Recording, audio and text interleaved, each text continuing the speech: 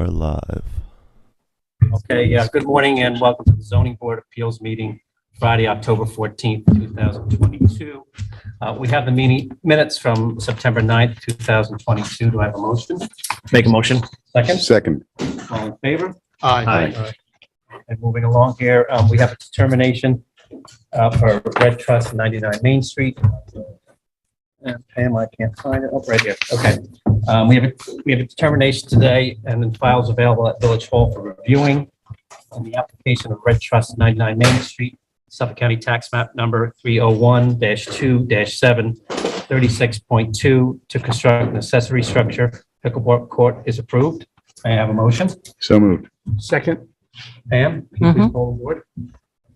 Mr. McGurk, Yes. Mr. McMullen, Yes. Mr. O'Connell, Yes. Mr. Rose, Yes. Mr. Barris. Yes. And we have Andrew and Alyssa Klein. Just ask for a motion for the application to the Historic Preservation Committee. Okay, can I have a motion? So moved. Second. And if you call the board? Mr. McGurk, Yes. Mr. O'Connell, Yes. Mr. Rose. Yes. All right. We have an application withdrawn, David Henry and Courtney Fennell, 17 Stratton Square. We have one postponement, Hampton Residency LLC, 16 Nichols Lane, and hear that on December 9th, 2022. We have a request to reopen Lisa and Gary Sepp, 43 Mill Hill Lane. Do I have a motion? Motion. Second? Second. We have to pull the board, Pam, or all in favor? You want me to pull the board? Okay. Okay. All in favor? Aye. Okay. Andy?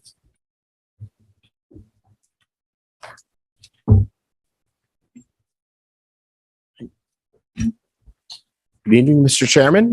Richard A. Hammer. I'm here today representing Gary and Lisa Seff. Gary Seff is here with me, as well as Tara Burke as well. This has been a very long-standing application. I'm hoping we can get down to some agreement today and a discussion about what originally we thought was a fairly straightforward aesthetic change to the facade that implicated greater issues. Just to remind the board, I'll go through a quick history. The applicant received a gross floor area variance based on his desire to redevelop what was a somewhat dated residence on Mill Hill Lane. Part of the original application, the board granted us a 126 square foot gross floor area variance for the residence. Other aspects of the application were modified based on the board's sense, as well as some of the community response. We reduced our proposed coverage variance down to 23 square feet. I think originally we had a much greater variance, and we withdrew any requested relief associated with the reorientation and modification of an accessory structure in the rear. During the course of the construction of this residence, my client, who actually happens to be a local builder, and his wife, who's a newly retired spring school science teacher who served in that role for 25 plus years, discovered the original proposed faceted front elevation was nearly impossible to construct and to match into the existing roof line. He's here to explain this further. I haven't framed a roof for a faceted roof to be able to address that intelligently. However, what they came up with as a potential field fix was a circular roofline structure to alleviate the framing issue. This was discussed at the time with the building department. My client can speak to those discussions. I wasn't present. Ultimately, it was decided the change, which would otherwise be as of right under our village code, would be allowed after the fact. And upon further review, it was determined that the circular roof would actually add 19 square feet of gross floor area. Basically, you're taking a diamond facet and extending a curve around it. It resulted in 19 square feet to the gross floor area. And the village planner determined that the approved plans that were, part of the original approved had about 19 square feet of gross floor area that wasn't counted. I think the architect was using 6 feet head height as what the dispositive under the village code. It's 5 feet. So there were some under eave areas that should have been counted towards the gross floor area that added up to 19 square feet. We submitted an application to correct this based on the miscalculated both by the village missed by the village and miscalculated by our architect, who is Val Florio. When we submitted for the additional 29 square feet, it was entirely clear that this board would not entertain the calculated expansion of the residence beyond the original gross floor area variance granted. In response to this concern, we reduced the residence along the rear, one of the facades on the rear by approximately 30 square feet, rendering the gross floor area of the structure structure compliant with the approval issued by the board. Essentially, we corrected the prior errors as well as eliminated any additional gross floor area created by the arc of the curve in excess of what was already approved. This turret, as I call it, would be otherwise be perfectly compliant with the village code.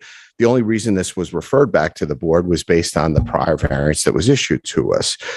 In addition, I did want to also point out that recently there was a building permit renewal that was issued that included added modification of front elevation, extension of foundation, and crawl space to shed foundation. And it actually did extend to the modification of the front elevation. So that was renewed. I have this, I can submit this for the board, but this was as of March 2021. So that was included in the revised building permits. The discussion since the board declined to reopen our hearing last time was essentially about the massing. The appearance of the turret structure is certainly different than the original approval, and we thought it was glaringly so based on the blue skin appearance of it. Basically, blue skin made this stand out completely. It's just a different appearance, visual appearance from the road. It's been fully shingled since then, just to sort of show how it would appear, and we also had submitted renderings of it as it would appear with fully shingling. We also included pictures of surrounding residences on Mill Hill Lane with an eye towards demonstrating that this somewhat non-traditional roof line in the front and other examples of this are entirely prevalent on Mill Hill Lane and perhaps village-wide. Massing, as we understand it, is not really regulated by the village code. Coverage is, gross floor area is, and there are certain aspects that are because 15 square feet counts as double gross floor area, et cetera, et cetera. But we don't have pyramid lines and some of the other restrictions that seem to go towards the massing aspect.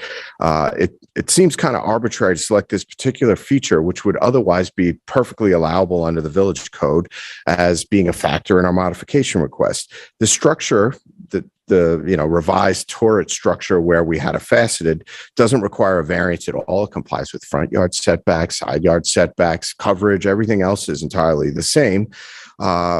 Aesthetic, it's basically an aesthetic concern. And I think aesthetic concerns seem to have a very slim nexus to the architectural plan's approval.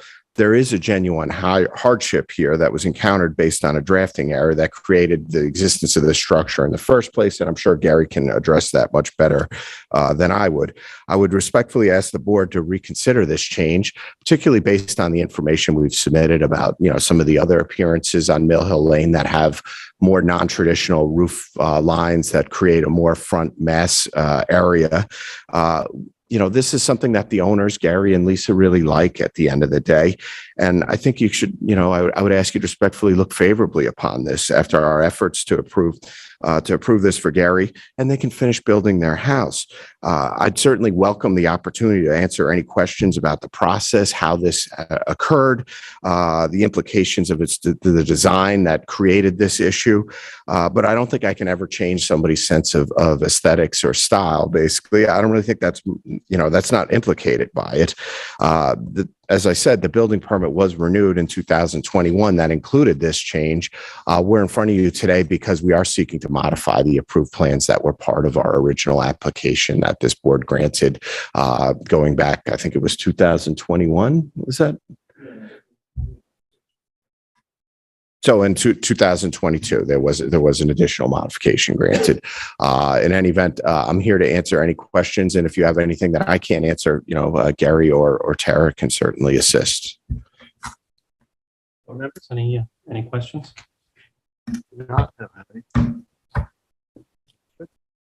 Thank you very much. So we do a motion to close the hearing now? If anyone wants to. Anybody want to speak on this? Anybody on TV live too? No, just us. No caller? Okay. Nope. Thank you. So motion to close the hearing. So moved. Second, Second. all in favor? Aye. Okay, thank you. Moving on to our next Mr. Ackerman. Good morning. I assume, Billy, you've signed off on the submittals, right? So I'd ask that the hearing be closed and we can proceed. Would like to note that we're unable to obtain DEC approval and Health Department until we do have the determination. So anything that can be done to expedite the determination would be appreciated. Thank you, Mr. Ackman. Thank you. Billy, can you just explain what Mr. Ackman had submitted to the file? So we just have to. Good morning, Chairman, members of the board. There was a minor inconsistency with the grading and drainage plans, the engineering plans, and the survey. The revised plans have been submitted and they're all consistent now. So they all match one another. So Thank you. I have no So it's the plan dated 9/2022, right? September. Yes. Okay. Yep. It was the Drew Bennett plan that was resubmitted. Okay, great. Thank you. Sure. Can I have a motion? So moved. Second? Wait, did anyone want to? Oh, does anybody like to speak on this? Sorry. Second meeting. Live. Oh, okay, so I have a motion to close the hearing. So moved. Second? Second. All in favor? Aye. Thank you. Moving on to the next, Edward and Margot Levy. Jonathan?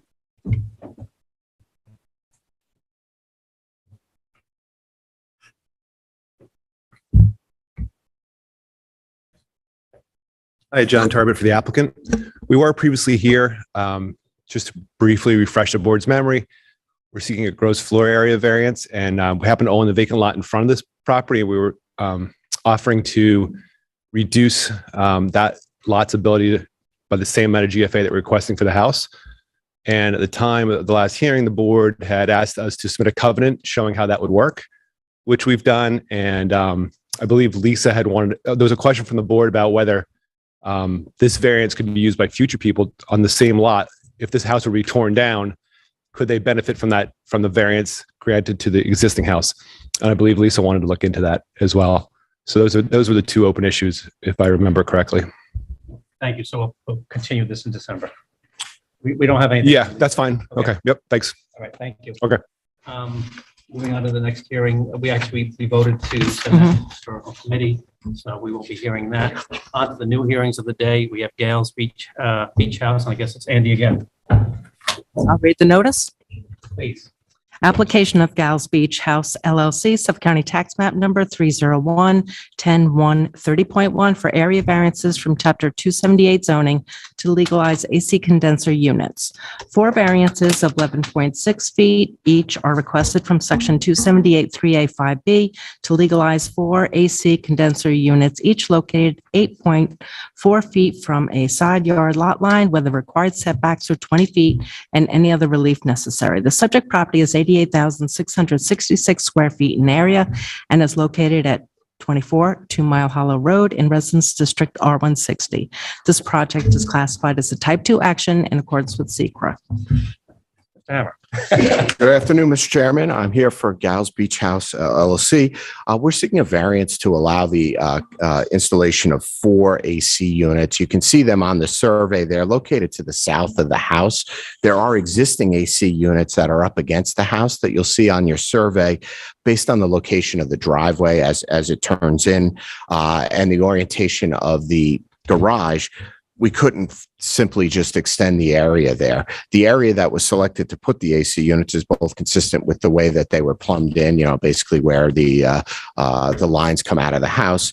And they're actually existing, obviously. So if you did the field inspection, you would see them there. I think the reason that they selected this area is both it was consistent with how the other AC were plumbed in. And perhaps more importantly, it's actually in a better location as with respect to the adjacent residents to the south than it would be here. If you look, it's adjacent to a long driveway. If we put them up in a more conforming location, it would actually be closer to the residents rather than to the driveway. The AC units are proposed to be enclosed with fencing that has LV1 sound enclosure. So there's not going to be any noise that is generated out of this sound enclosure fabric that wraps the thing. And as I mentioned before, moving them up would actually put them closer proximity to the house. And it is, I don't know if it's actually actually visible to the driveway as you drive up to the adjacent property, but we'd be willing to screen it just to make sure that it isn't. But I do think it's this is a very de minimis variance for a structure that's unlikely to have any adverse impact. So I would submit that the variance standards have been met, because the benefit here that we're seeking isn't correspondingly associated with any benefit detriment that I can identify. Happy to answer any questions. I had a quick question. So you're just going to remove the 4 or relocate the 4 that exist? Is that correct? Or these are additional? These are additional units. Okay. So I don't, can you just describe in greater detail why it is that it doesn't fit in that area next to the house? Why it's being moved to the property line? And it's what degree of setback variance being requested? I believe Walk through the details again. I heard the general description. The required setback would be 20 feet, which would put it squarely within our existing driveway into the property. And if you look at where there are 4 existing AC units there, that is the entrance to the garage. So as you would drive in, so we can't just simply extend it along the house along that side, because that would preclude access into the garage. It also is the main entry facade of the house is on that location. So if we move them to the front, which would be a conforming location, they're going to be highly visible to our party. We thought this was a better location because it really didn't have any detrimental impact to either the neighbor to the south, whose driveway comes in along that property line. I actually have a copy of the survey for the neighbor, and on it, we have drawn the approximate location. Maybe I think this is a good, would you like me to sign my name to it and date it? Yeah, could you pass it around, please? Today is the 14th, right? Yeah. All day long. 14. So if I could just show the board this exhibit. So that is this is the drive directly to the south. This is at the approximate location of where they Got it. are being installed. If our house is somewhere up in here, so it would be much closer proximity over here.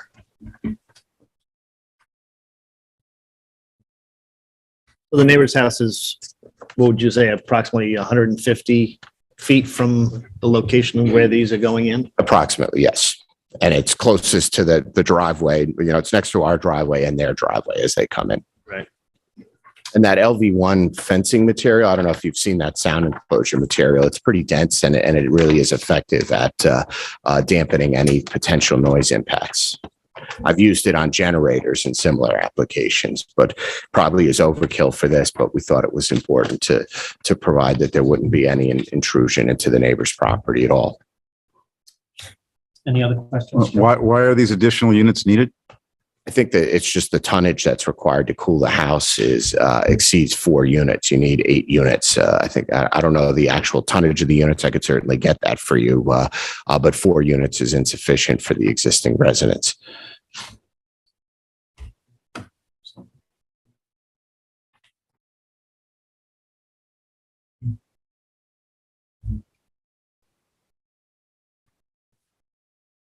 Any other questions?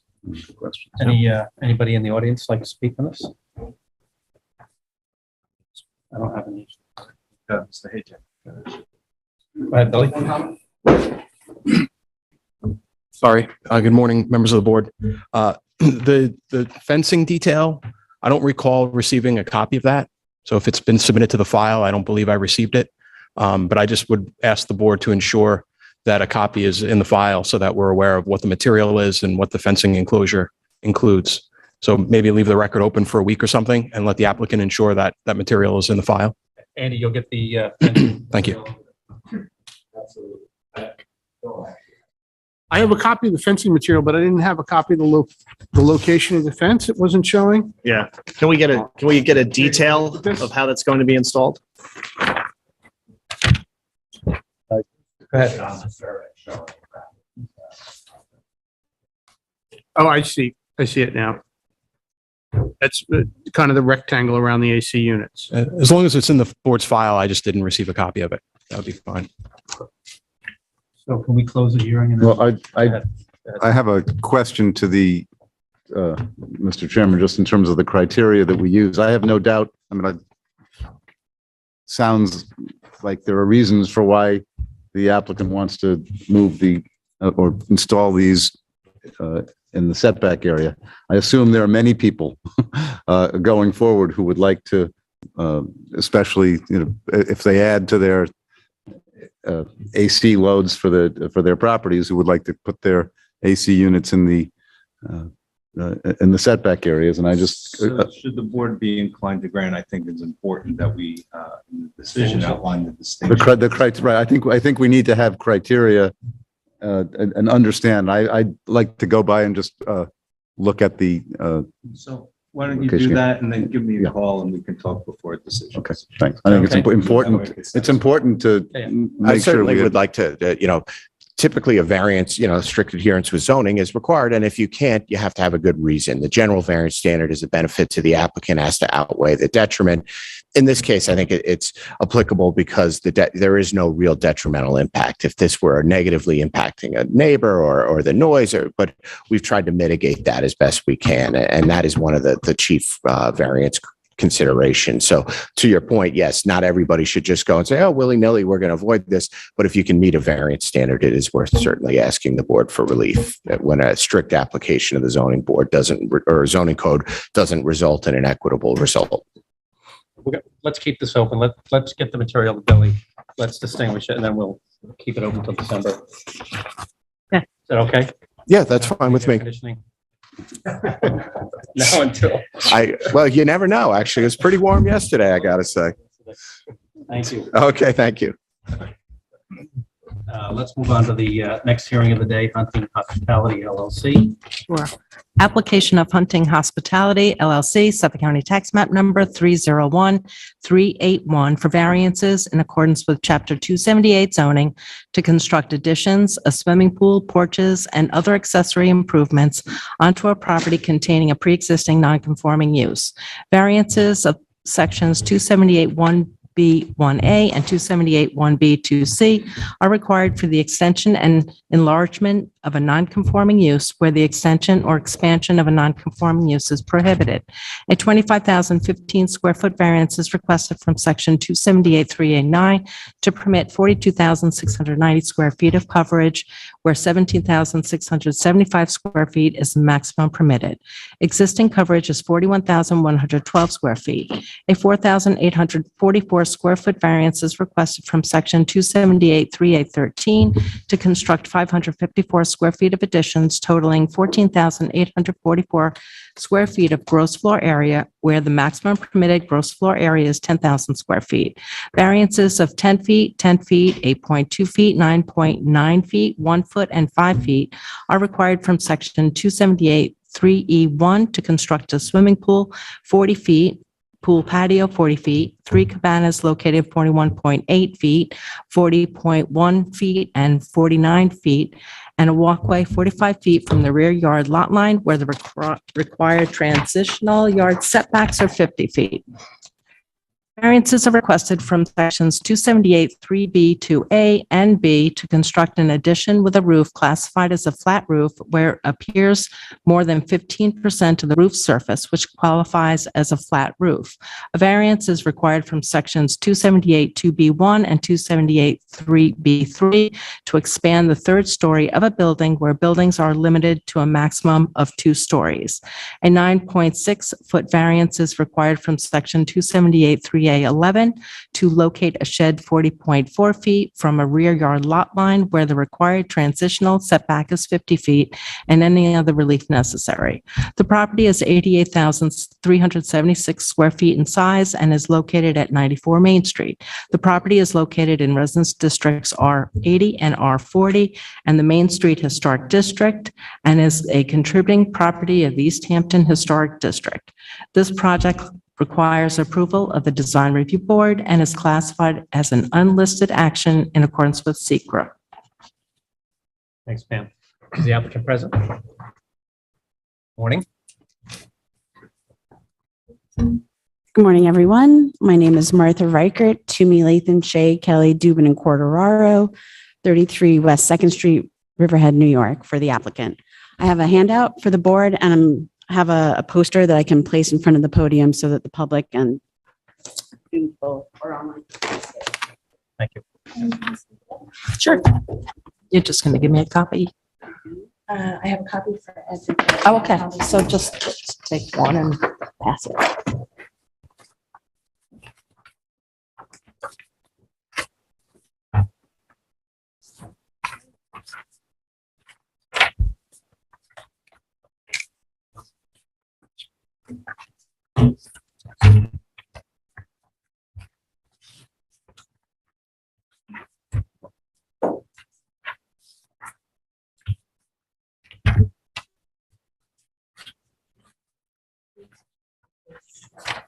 There's some extras here too.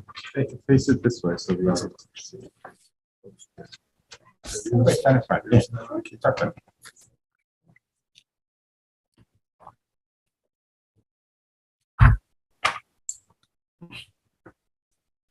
All right.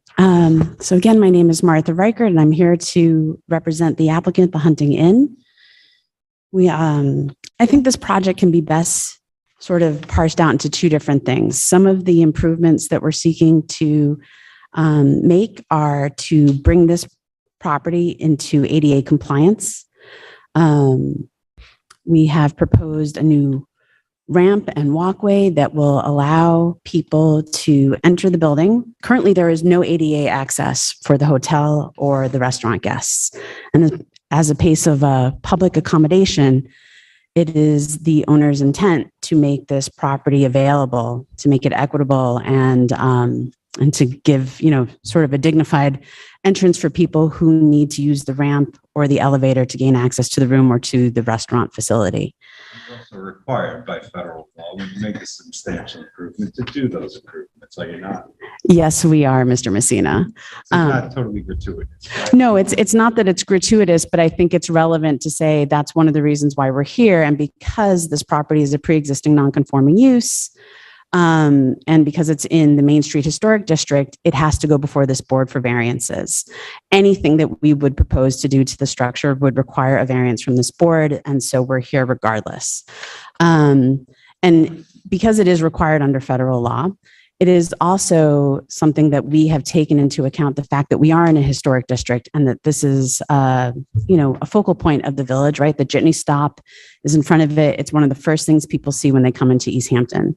And for that reason, we adhered to the Main Street Historic District guidelines, which encourage that any additions or improvements, addition of accessory structures be located to the rear of the building, made to the rear facade, so that the properties, even historic ones, can be adapted to changing lifestyles and trends.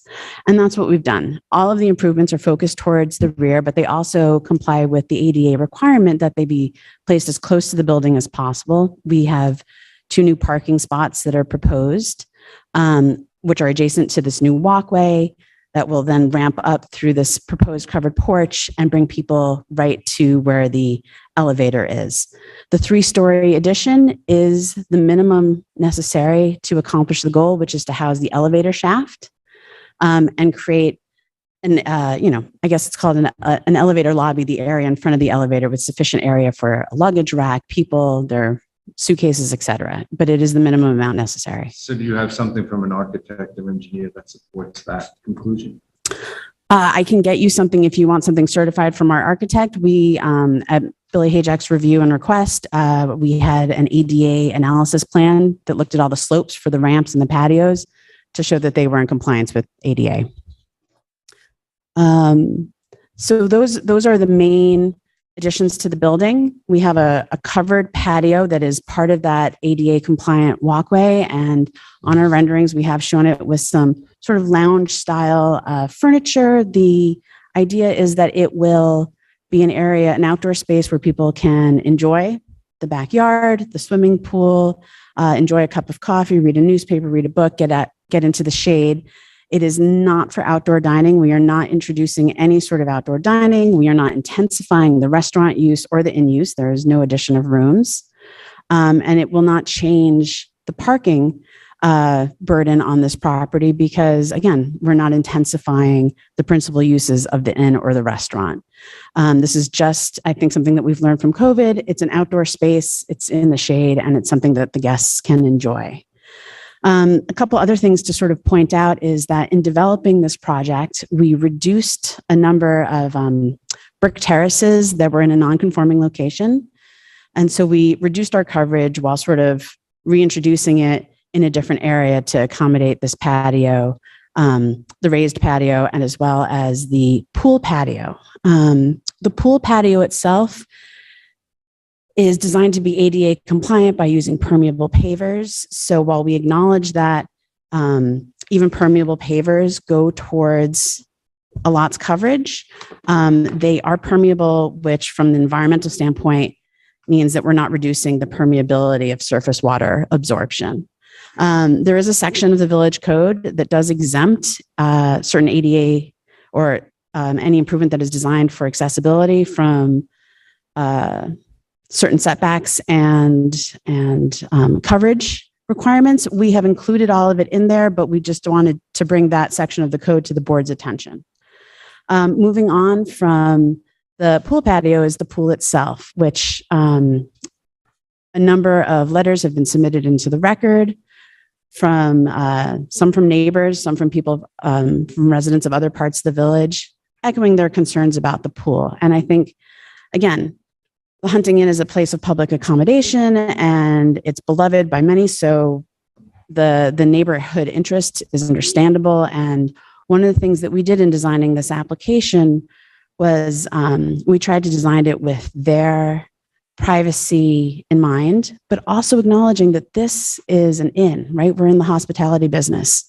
So if something is bothersome in terms of noise to neighbors, it's also bothersome to our hotel guests who are sleeping there overnight. As far as commercial uses go, this is as akin to a residence as you can get because people are staying there overnight. There is no interest to turn this tranquil, quaint inn, which only has 19 guest rooms. The vast majority of them are 2-person occupancy maximum. So this is not a large style Marriott. This is a small pool. The pool itself is 16 by 32, which if you look at the handout that I've prepared for you is on the small side for the neighborhood. With respect to the Main Street Historic District, there is the Baker House, which is a pre-existing non-conforming inn. It is in the same zoning district. It is in the Main Street Historic District, and it has a pool that was built in 2005. It predates the transitional yard setback regulation going into the village code, which is why it doesn't meet the 50-foot setback that is being applied here to this property. What we have achieved is a 40-foot setback for the swimming pool, which is in compliance with the side and rear yard setbacks for a swimming pool, the double setbacks. And so if this was a conforming residential use, the swimming pool wouldn't be here for a side yard for a transitional yard setback.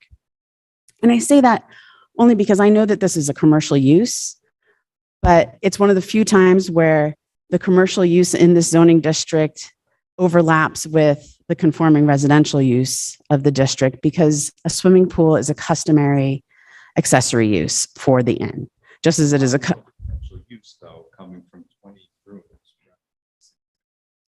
Absolutely. And that's something that, I'd like to discuss as well is that the plan is not to allow restaurant guests aren't going to be using it. So we do have 19 rooms, but 2 people to a room, if you're assuming our maximum occupancy. Which is what you want, right? Because that's Sure.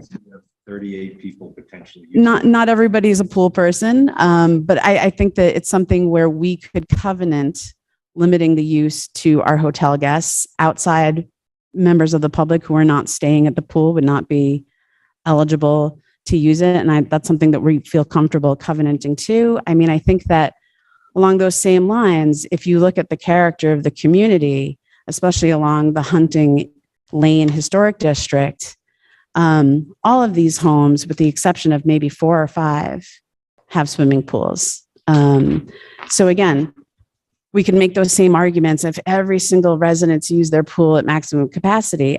No, you can't, because every single residence doesn't have 38 potential users. This is much more large scale, and it's not a tremendous scale, but it is more large scale. And I don't think you can equate it rationally to single family home. Sure. Well, then I'll go to sort of some of the other things that we feel could help address the neighbors' concerns. Because again, as I said before, we're in the hospitality business. So if a structure is noxious to neighbors, it will be noxious to our guests.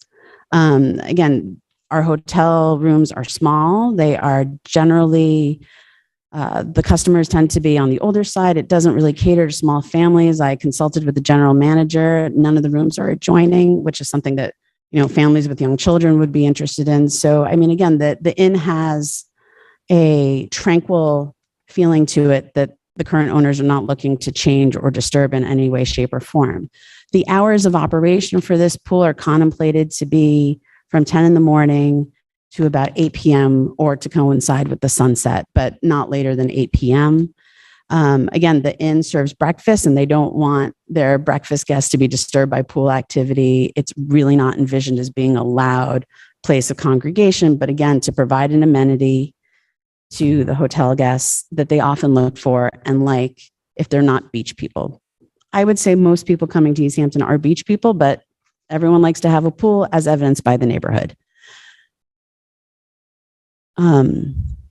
There are also 3 cabanas proposed. They are open air, meaning that they have, a certain amount of slatted barriers on 3 sides, but they open to the pool. They are in their aggregate footprint, 240 square feet, which is less than the maximum 250, which is accorded to pool houses under the village code. But unlike a pool house, we are not contemplating a powder room. There is no generation of septic effluent. These are, again, places for people to be by the pool and in the shade, but not exceeding what they could have if it were to be a pool house. Does the board have any questions before I continue? Yeah, I have a question. Sure. It seems that in reviewing the plan, while you're putting in the ADA ramp, there's no intention of making the bathrooms ADA compliant. Those are tiny bathrooms in the bottom. Well, that wasn't really that's an interior renovation, right? So it wouldn't necessarily be part of the Depicted on the purview of this board. So I have not spoken with my client about interior ADA compliant renovations. So I can't speak to that at this point, but if it's something you'd like me to find out, I can. I just found it interesting. That was the comment I had for now. Sure. Again, I have not spoken with the applicant about their interior renovations for ADA compliance because that doesn't fall under the purview of this board. But if it's something you want more information about, I can provide it. It just wouldn't be part of this application. Question before we Go ahead, Joe. leap to, on the cabanas, just explain, so there's no plumbing in the cabanas No. and there's no, just Shade, couple loungers. What are they made out of? They are wood. Unfortunately, our architect isn't here, so I would have to look at the plan specifications. Is it 3 sides? Beg your pardon? 3 sides and wood? 3 sides. There are renderings. 3 sides with roofs. Yes. And there are plans and elevations that were submitted in the package that you have from August. Any questions, Jimmy? I don't have any questions at the moment. Is All there any lighting, sound? What are the other characteristics of this pool area? Minimal lighting because it won't be used at night. So it's really whatever is required pursuant to safety. There's a lighting plan. I have Matt Chitlika from McLean Associates who can speak to the portions of the plans that he spoke to. Unfortunately, our architect, Daniel Tarabello, could not be here today. So if the board has anything that's really more related to the architecture, I will get those questions to him and get answers for you. But there's no sound is proposed out there. No bright lights beyond what is necessary for safety purposes. Again, it's not intended to be a space that's going to be utilized once it gets dark.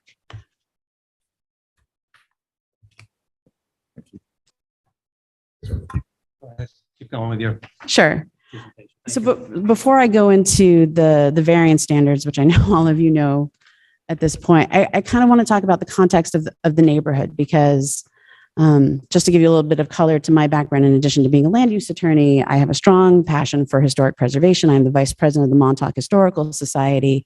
And so when I take on a client like this, I am very mindful of the historic characteristics of the neighborhood. And I think that when you look at any historic district, these are all structures that were built prior to the enactment of zoning. And so nonconformance is sort of part and parcel with the historic district. Many of the residences, whether they are commercial or residential, are too close to the street or too close to their property lines. And that's just a function of their historic nature. And so I want to sort of reframe the idea that we're here because we're in a historic district. We're here because we're a pre-existing non-conforming use.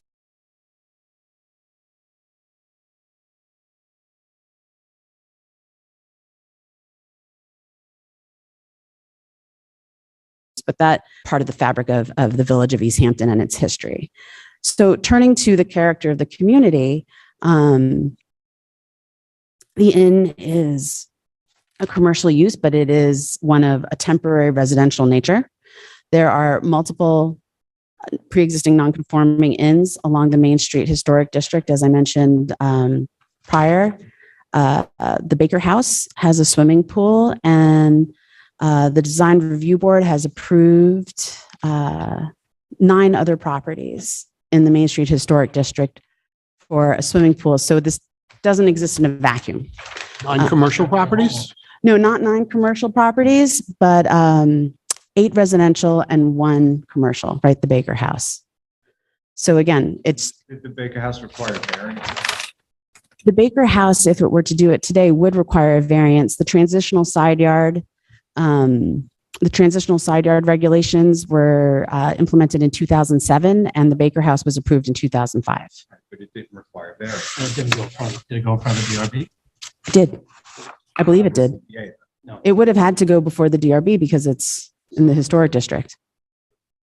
But no variance. No variances were required at that time.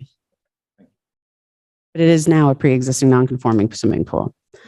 Again, part of the transitional yard. How far away is the Baker House from this parcel?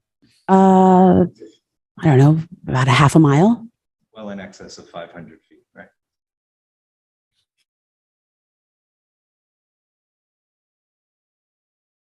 But it's in the same. Of a 500-foot radius. Yes. Can I ask Right, the? it is in the same zone. That Okay. So where was I? I was talking about the character of the community. I think that, again, looking at the presentation that I have for you here, you can see that swimming pools are part and parcel, and I recognize that the majority of the properties that you're seeing on this poster are residential in neighborhood. But again, that goes to the idea that the residential use and the in-use have sort of a certain element of compatibility when it comes to the commonplace accessory structures and amenities. Again, going towards the character of the community and the sort of potential detriment to any properties. Let me just come around.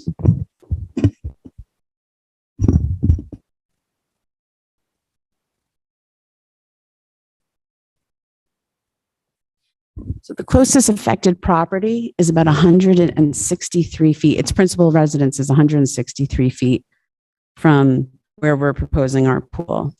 After that, 22 Davids Lane, their principal residence is 228 feet from the pool. Its pool house is 191 feet from the pool. 15 Hunting Lane, which is adjacent to the applicant's property, their principal residence is 340 feet.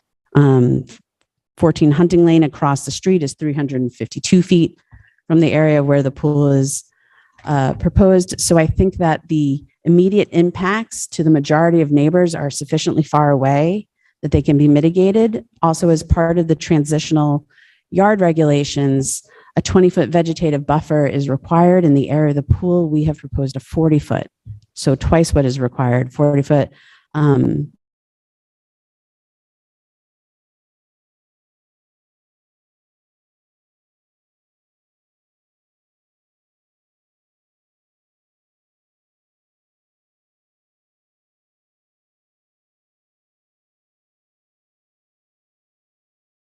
vegetative buffer.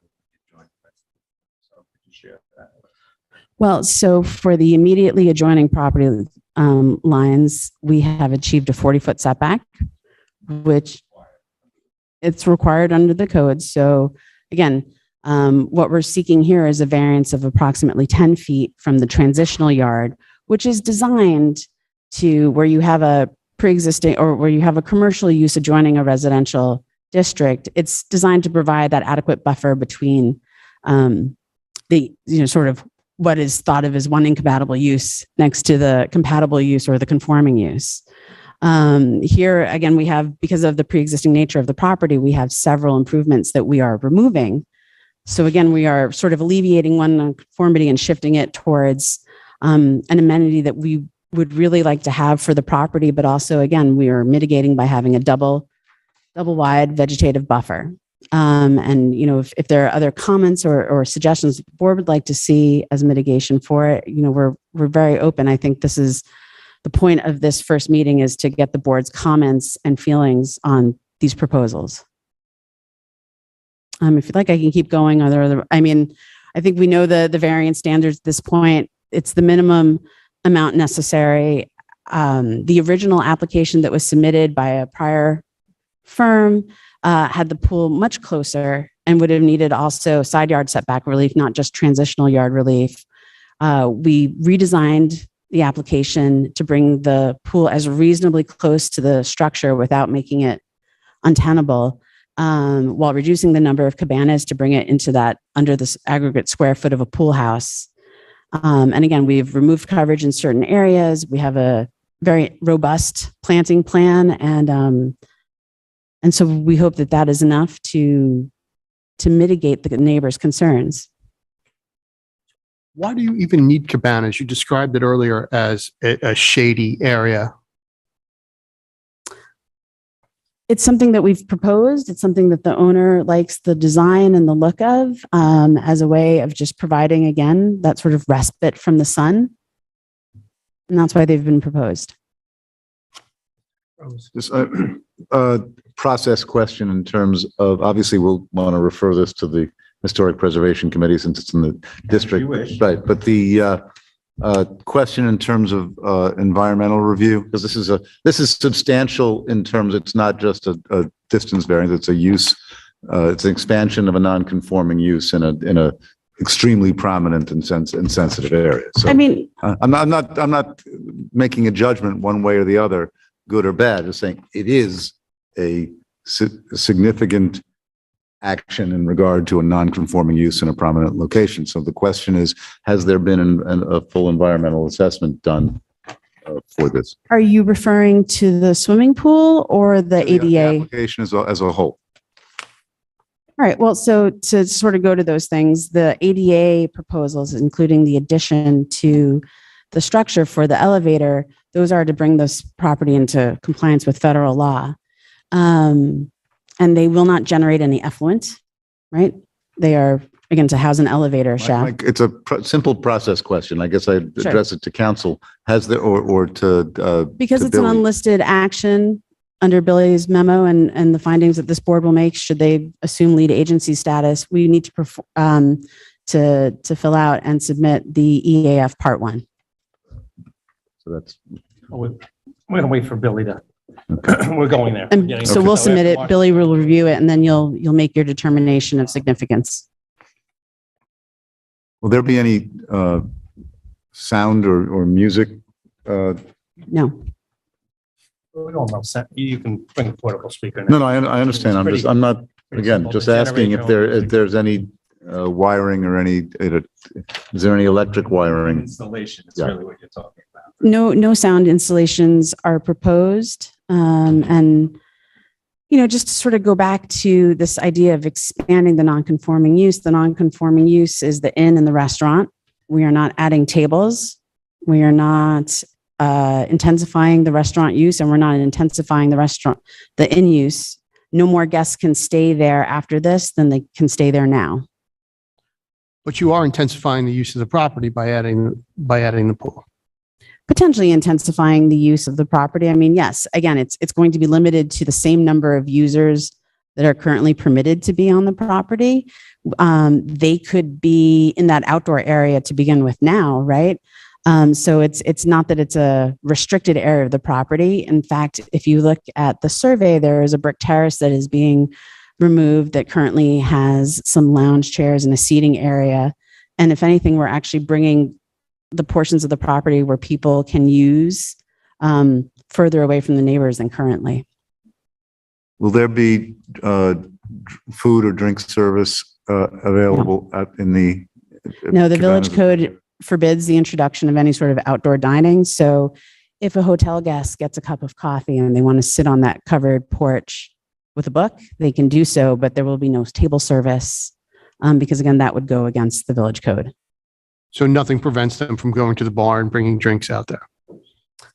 Well, again, those outdoor areas are going to be limited to just sort of passage once it's evening time.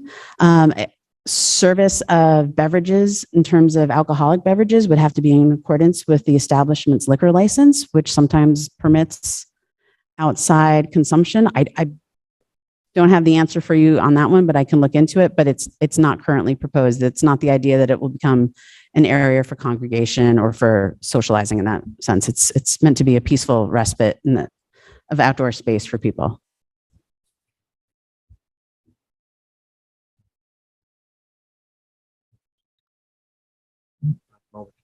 So just sort of quickly to go back to the variance standards, I believe that these are the minimum variances that we could design this project without making it, again, too close to the building to be workable. For the ADA compliance, they are, again, the minimum necessary, but pursuant to Mr. Messina's questioning, I will get a certification from the architect. That's the minimum necessary to reasonably accommodate those things.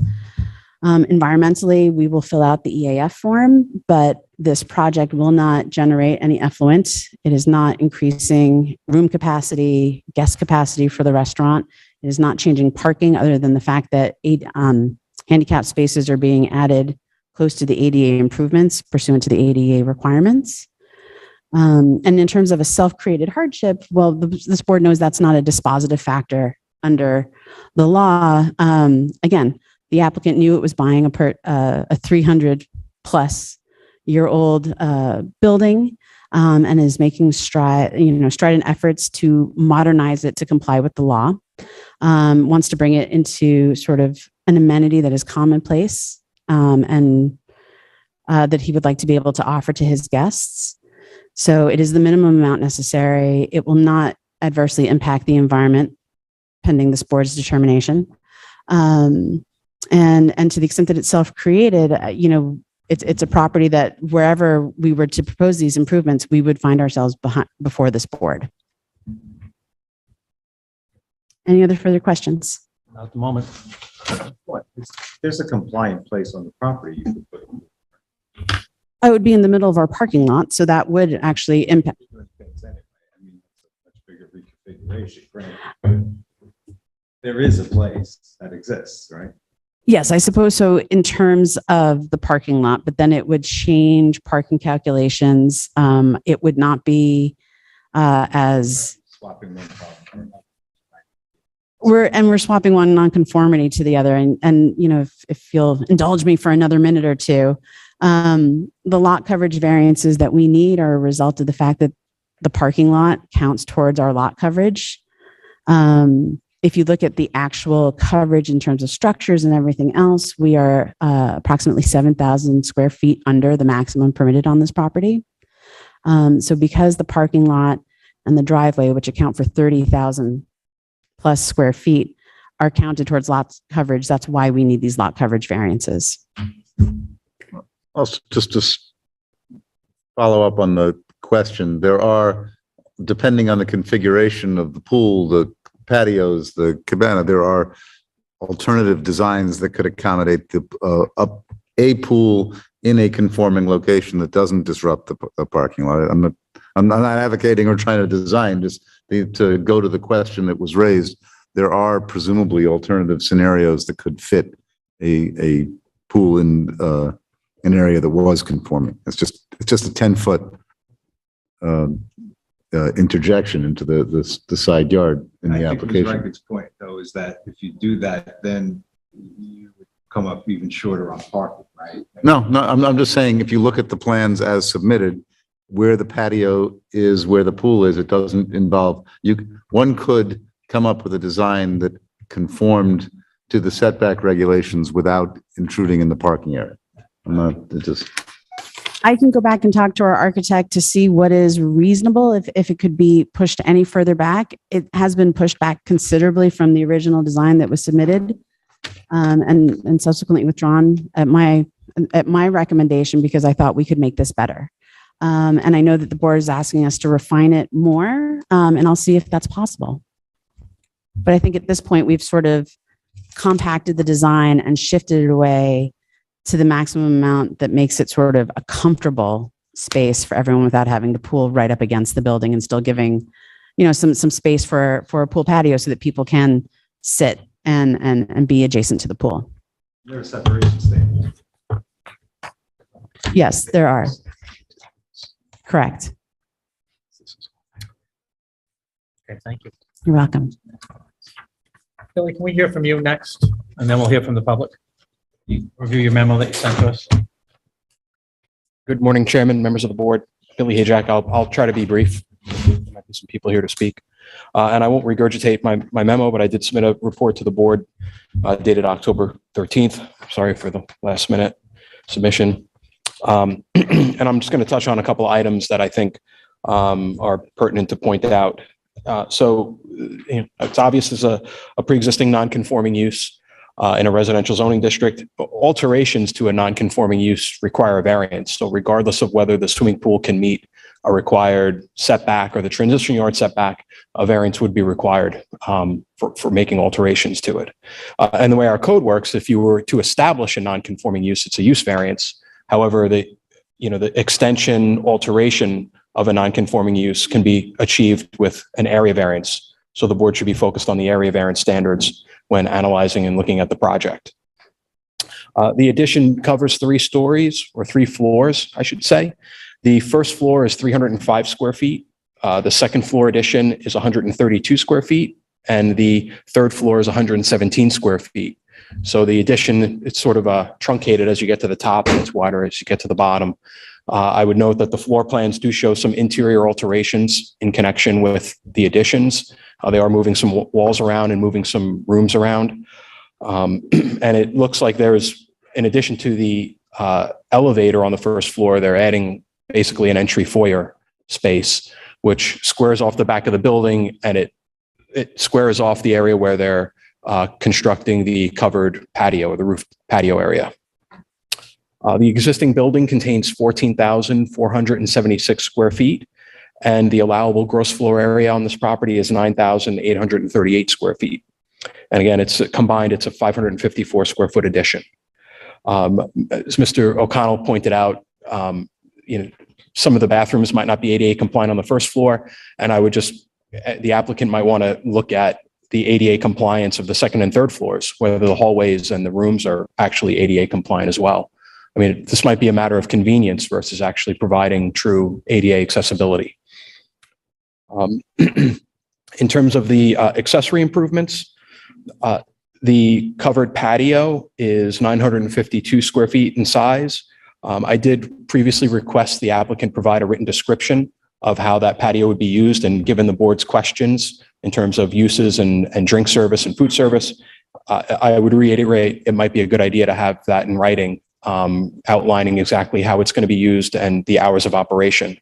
And I would reiterate that for the swimming pool, we might want to have that in writing, the hours of operation, to know how it's going to be used and who it's going to be limited to. The swimming pool does require a transitional yard setback. The transitional yard requirements were inserted into the code many years ago as a way of providing an extra level of protection to residential properties that adjoin commercial uses.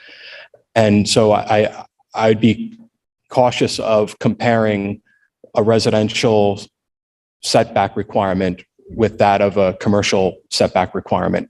The village board, when they created that rule or regulation, they had a keen eye on trying to protect residential neighbors from commercial uses, and specifically outdoor commercial uses.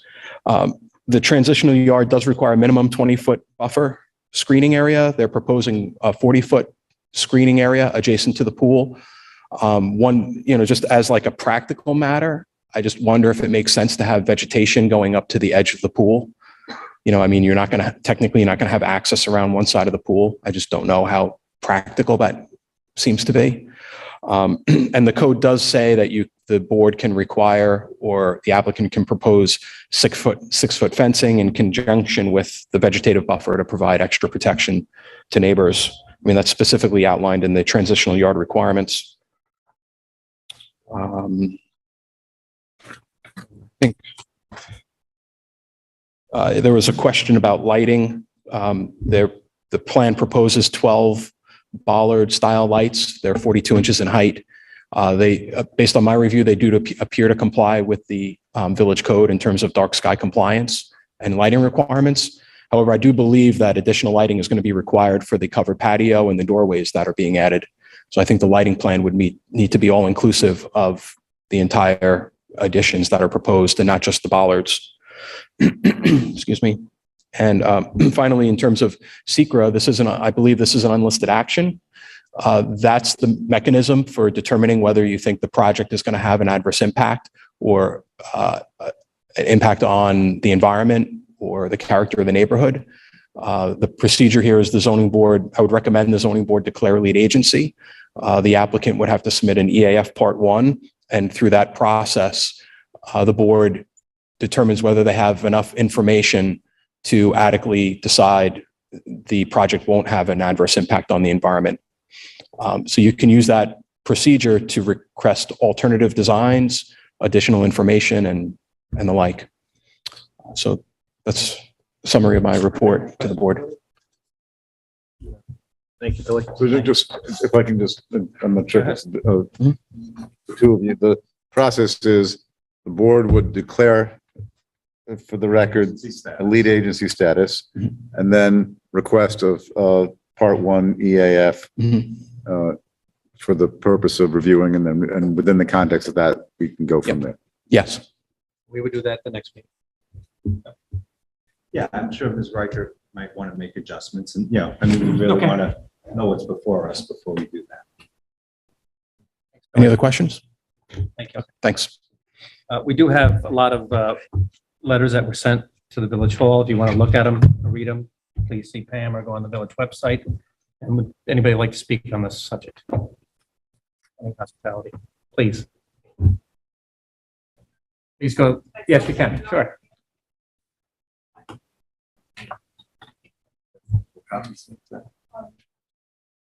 Just one submission. Okay. I That's just want to okay. know how we. I'll make copies. Just send it to us, Pam. Yes, I will. Thank you. Lisa, I have to swear you in. Please raise your right hand and state your name and address for the record. Lisa Pugliese Dorch, 26 Davids Lane, East Hampton, New York. Do you swear to tell the truth, the whole truth, and nothing but the truth? I do. Thank you. Okay. Well, good morning, Chairman McGurk and members of the board, and thank you for allowing me to speak today. I bring with me 12 letters of opposition to the variance, some of which you've received to date and some of that you have not.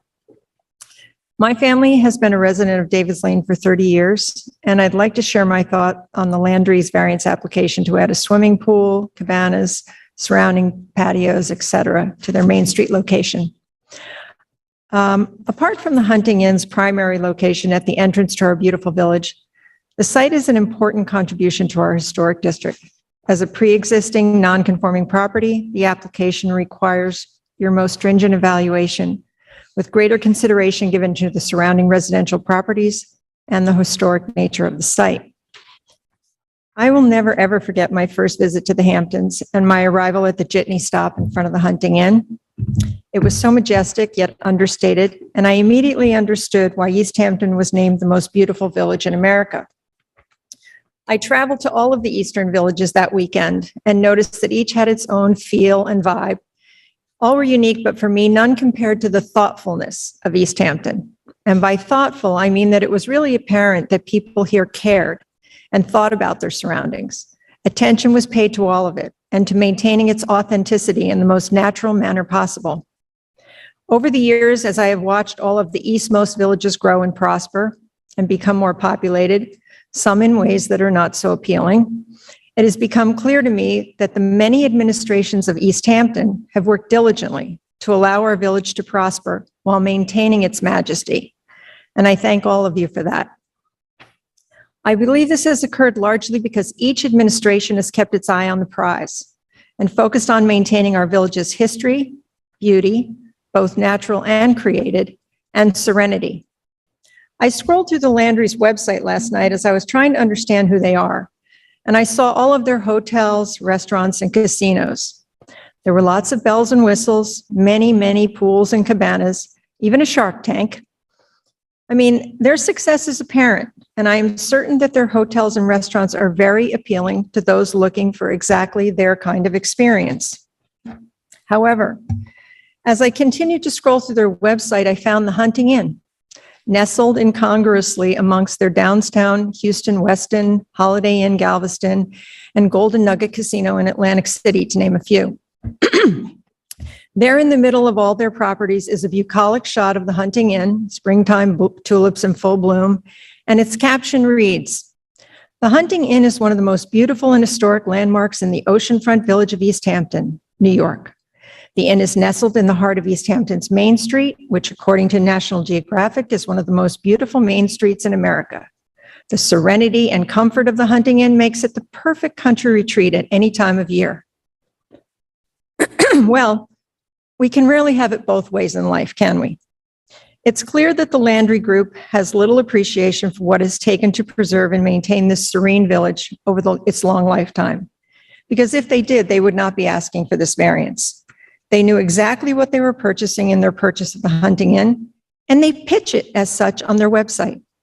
And I don't believe that this village should allow changes to one of our most historic sites so that we fit into their portfolio.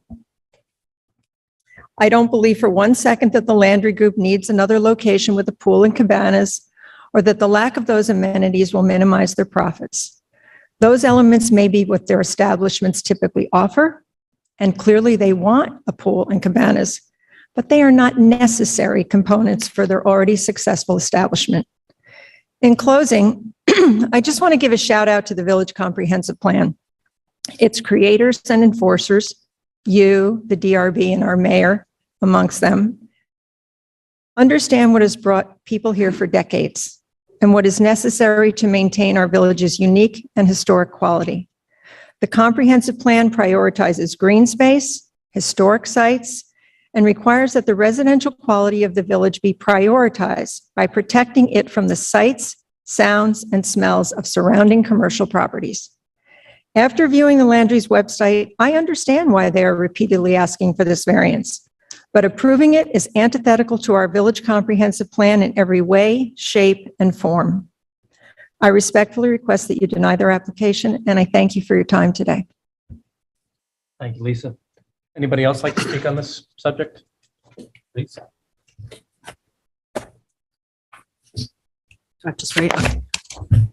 Please raise your right hand and state your name and address for the record. My name is Frank Morgan, and my address is 102 Main Street, East Hampton. Do you swear to tell the truth, the whole truth, and nothing but the truth? I do. Thank you. Thank you. Thank you, Mr. Chairman, members of the board. As you can tell from my address, I'm the abutting owner directly affected by this application with respect to the swimming pool and cabanas, at least. I don't object to ADA compliance in any way. I'm a little surprised that this has come back. This application is very similar to what was presented several years ago, absent a few cabanas, and I guess the hot tub is gone too. But it's essentially the same application that was withdrawn based on community opposition. I'm certainly not a real estate lawyer, so you will correct me if I get this wrong. But my view is that a zoning code is there for the good of the community. and that variances, which are exceptions, should be granted in an exceptional manner, not as a run-of-the-mill or a convenience matter at all. I would note that there is, in this case, for example, no replacement. We heard about the air conditioning units before at a different property. There is no pool at the property now, so there is no replacement that's going on. As our last speaker noted, the Landry Group acquiring this property 3 or 4 years ago, whatever it was, we're fully aware of the zoning requirements, aware that this was a non-conforming business use in a residential zone, aware that it was part of the Main Street Historic District. They had no expectation that they would receive variances to put in a swimming pool and recreation center on their property. Further, there's no necessity for this. The inn has operated for hundreds of years.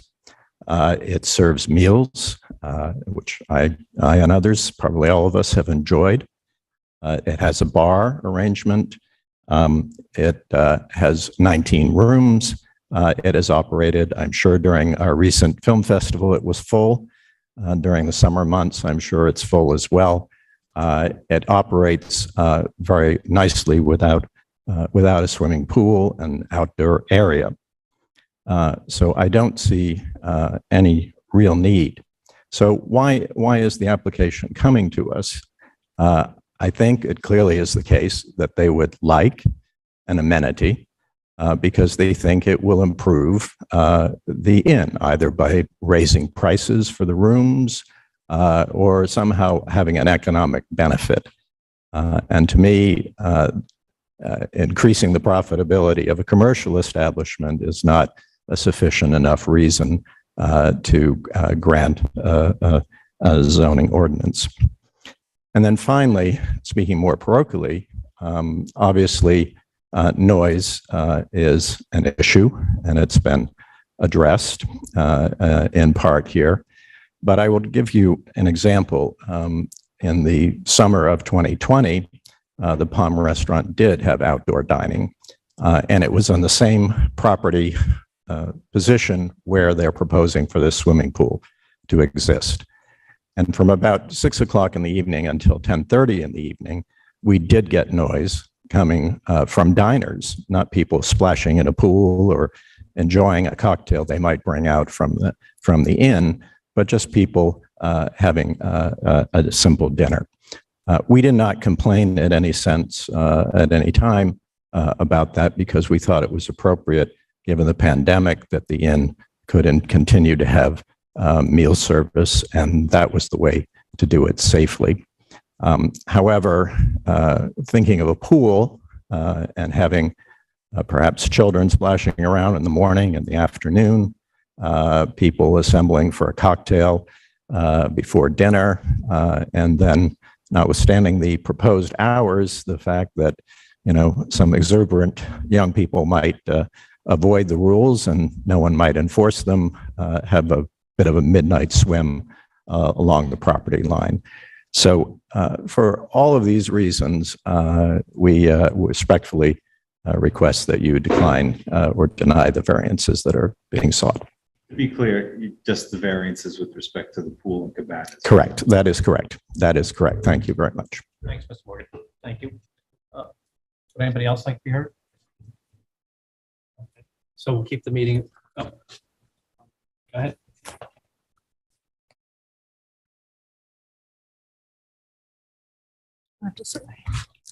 Please state your name and address for the record. Jeffrey Santonastasi, 12 Cedar Court, East Hampton. You swear to tell the truth, the whole truth, and nothing but the truth? Yes, I do. Thank you. Thanks. I'm not here for myself. I'm representing actually the owner of the property, the vacant lot that is at 12 David's Lane, which is right behind Morgan's, for David Searman. A letter that was written by David to and given over to Lisa, who has helped organize some of the homeowners in the area. If I could just read that to you, and then I have just a couple of questions as well. As the owner of the vacant lot at 12 David's Lane, which abuts the hunting inn, the future potential enjoyment of my property would be directly and negatively impacted by the approval of the application before you, and I urge a no vote. A residential pool is used in a much different manner than a pool with crowd capacity, patio, and cabanas for multiple revolving short-term guests, let alone the fact the inn already operates in a non-conforming commercial use in a residential zone. This seems to be an expansion of invasive nature to the neighbors rather than a hardship to the inn. I trust your vision and steadfastness to the character of the village and to see that this does not fit with what is appropriate or neighborly. Respectfully, David Searman. For me personally, just listening as well, I just found out about this, like, I think a day and a half ago or so. And so I didn't get a chance to look at the total thing, but I'm also just concerned about with regards to the pool. And like Mr. Morgan, I am in favor of ADA compliance.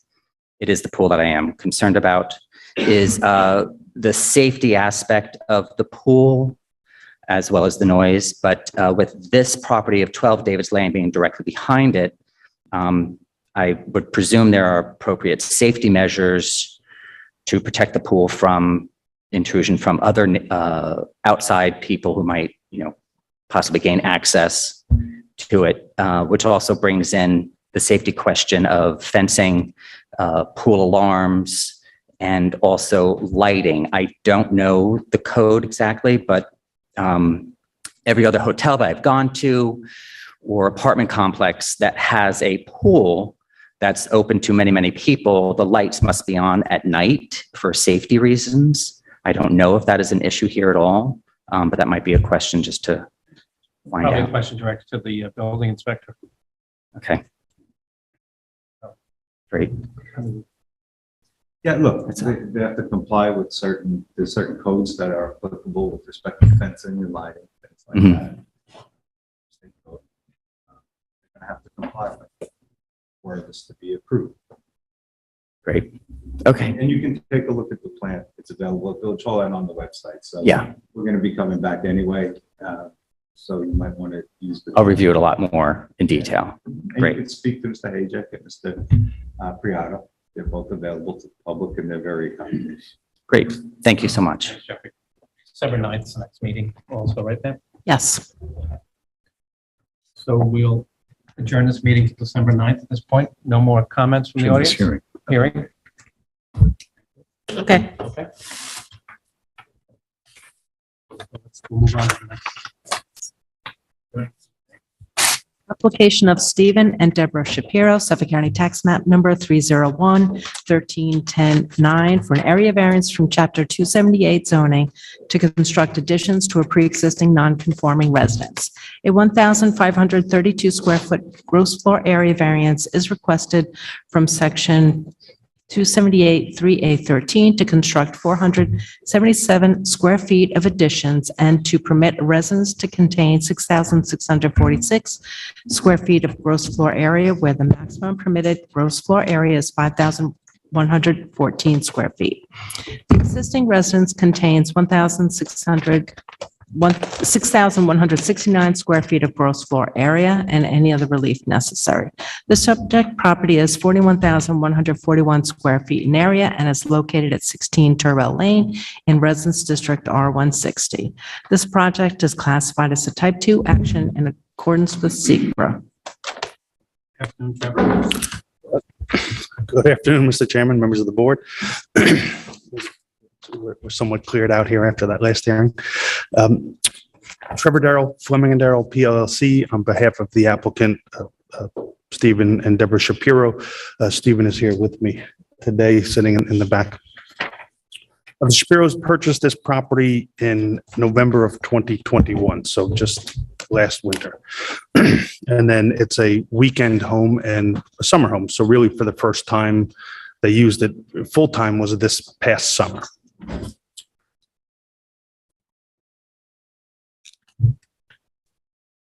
Mr. Shapiro,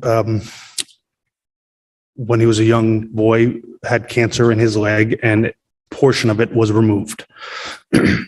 most recently this past year, he had to have additional portion of it removed because of the growth of the bone and spurs and such on that. So he is disabled and is using either crutches and has a prosthetic leg when he's not on the crutches, but he uses both. I did submit a letter to the board as well to show, that his prosthetic doctor says, he shouldn't be in it all the time. So when he gets home, he does, sort of take off the prosthetic and uses the crutches primarily around the house. As part of this application, the proposal is to install at the existing residence an elevator that would go from the basement to the first floor and to the second floor, which would allow easier access for Mr. Shapiro. When having this initial conversation with Mr. Priato, I learned a valuable lesson that the elevators are not given any special treatment as far as relief from the code for any ADA compliance. We're hearing on that other application about ADA compliance, where ramps don't have to meet the setback code. They are given relief under the code. Elevators are not. And elevators are, can be used for people who are not disabled. And so I understand the village position on, the elevator. Lazy people like me. Why it's not specifically given relief under the code. But in this instance, it is an element that is part of his planned renovation, which was certainly a huge benefit to the applicant. So And you're asking for a reasonable accommodation. Right? correct, exactly. And I have reviewed Billy's memo to the board. And so this house predated the change in the code when it comes to its existing gross floor area. So the application is for as Pam had said, the 1,532 square feet. And the actual proposed change for the applicant is 477 square feet of new area. And for those who went to the property and saw the structure, it's actually an enclosed screened-in porch that has a rear wall actually that's already existing. So really, we're talking about enclosing two sides of the already covered screened porch, which is where the proposed portion of the new bedroom for the second floor renovation would go, which also incorporates a longer hallway and a reworking of the upstairs, which allows for better maneuverability on behalf of the applicant. So he can exit the elevator and have sort of a straight access to his master bedroom.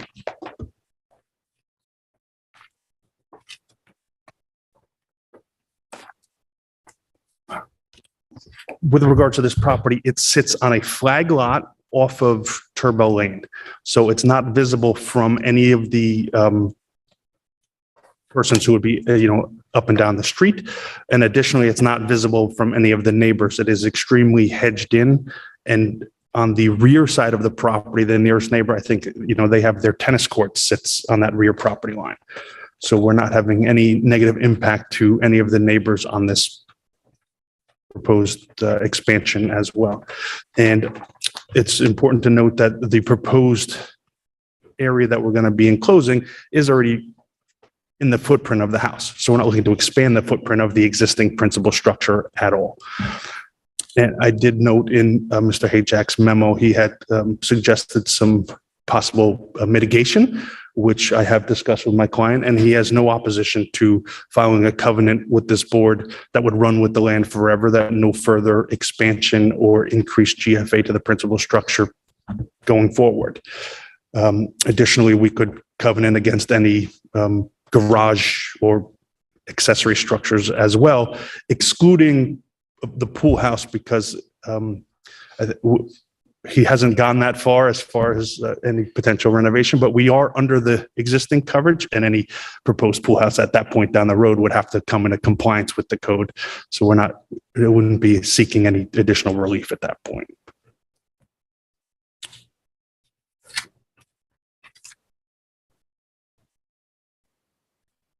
And I guess that's if any of the board has any questions.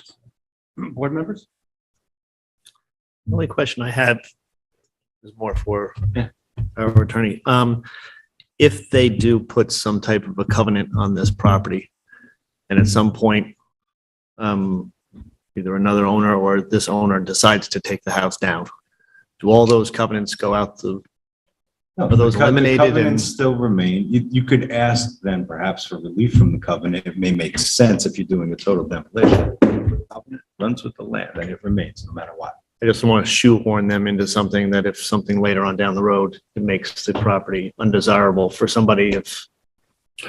Yeah, again, if you came in with a new plan and asked for relief from the covenant, the board would then, exercise a little more control, obviously, than normal, but you'd have the ability to seek relief. I agree with council. Right. The board would then have to, I'm leaving. Here's what I'm gonna do today. would have to consent to revocation of that easement, correct? Question just in terms of the code revision that was made subsequent. So this is enclosing an open air.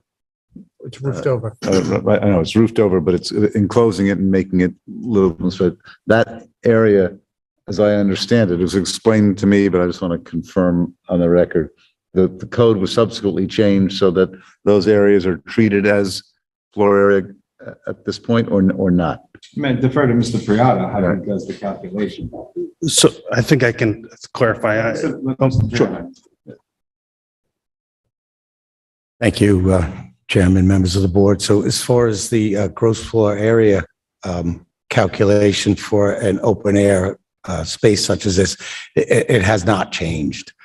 Once it's walled in and becomes heated space, then it's gross floor area. So I don't think nothing has changed that. Yeah. When I toured the property, there was reference to a code change. I'd just like to understand how this works. I can speak to that. Okay, I'll let Councilor. So I think what we're discussing is the code change was the counting of the stairwells and double height ceilings, which didn't used to count against, that now count against the GFA. That's the code change. So the open air remains the same. If that makes sense. Right. So the code changed because the structure itself was built in a conforming size. By the code change, it made it non-conforming. So can you just review for the purpose of the math, how that works in terms of this application? Absolutely. Sure. There's a way that these two work that I think it's important going forward that we understand. Correct. So the code change caused us to be.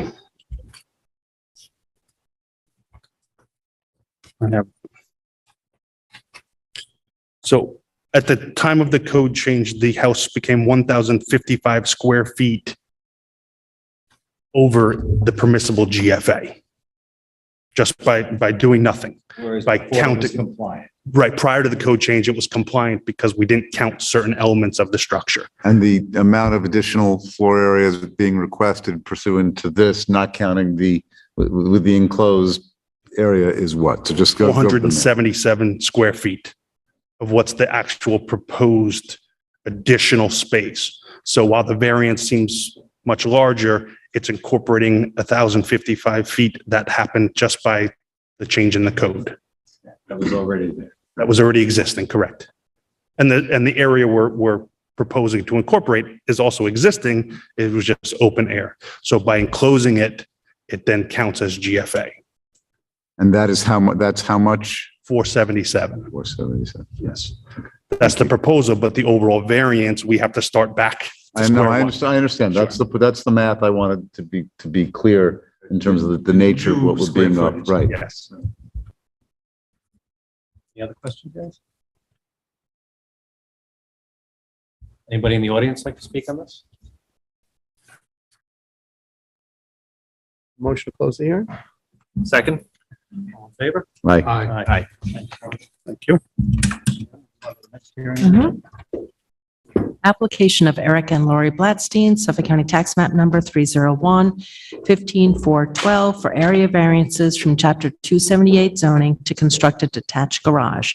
A variance is required from Section 278 3A5F to construct a detached garage within the front yard area of the lot. A 47.1-foot variance is required from section 278-3A-5A to construct a detached garage 7.9 feet from a front yard lot line where the required front yard setback is 55 feet.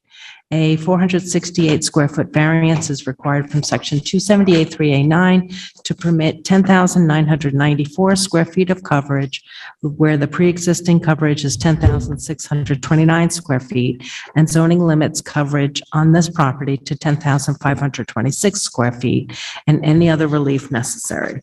The subject property is 52,630 square feet in size and is situated at 211 Lily Pond Lane and fronts on the Atlantic Ocean.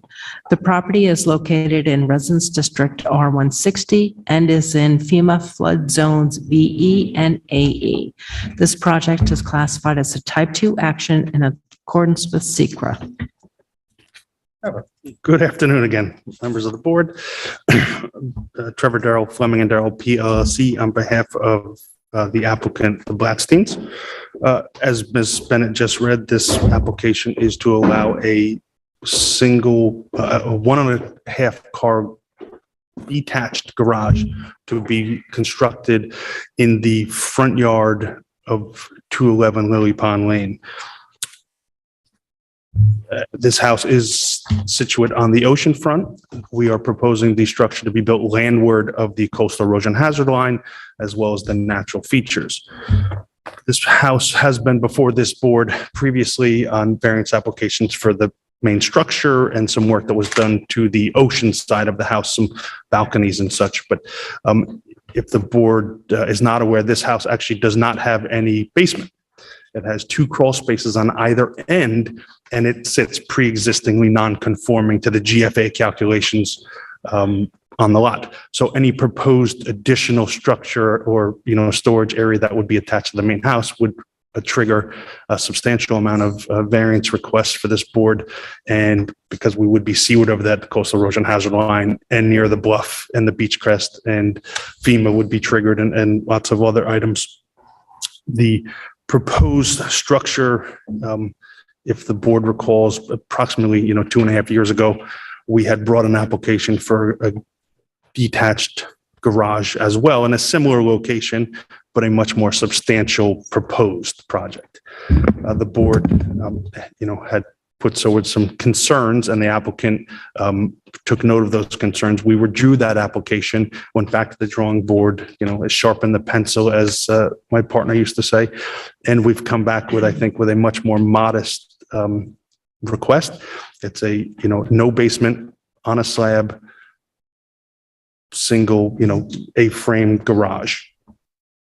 The proposed location is nearer the Georgia Beach parking lot. We're farthest away from any neighbors that we could be, except for the village, paved parking area. But the reason why we're proposing that area is because that's where the existing disturbed portion of the property is. There is an existing shed that is to be removed, and this garage will take up that area plus a little further. And for those who visit the property, and you can see on the survey where the driveway actually sort of ends is where the proposed garage would be installed. So we're trying not to sort of disturb additional lands on the property. It is sloped as well. So we would have to bring in fill and there'd be other items that would be, more, not say problematic, but would be more disturbing to the site. And on the survey, you do see where the water line comes in, where the electric line comes in, and the gas line sort of all come through the front of the property.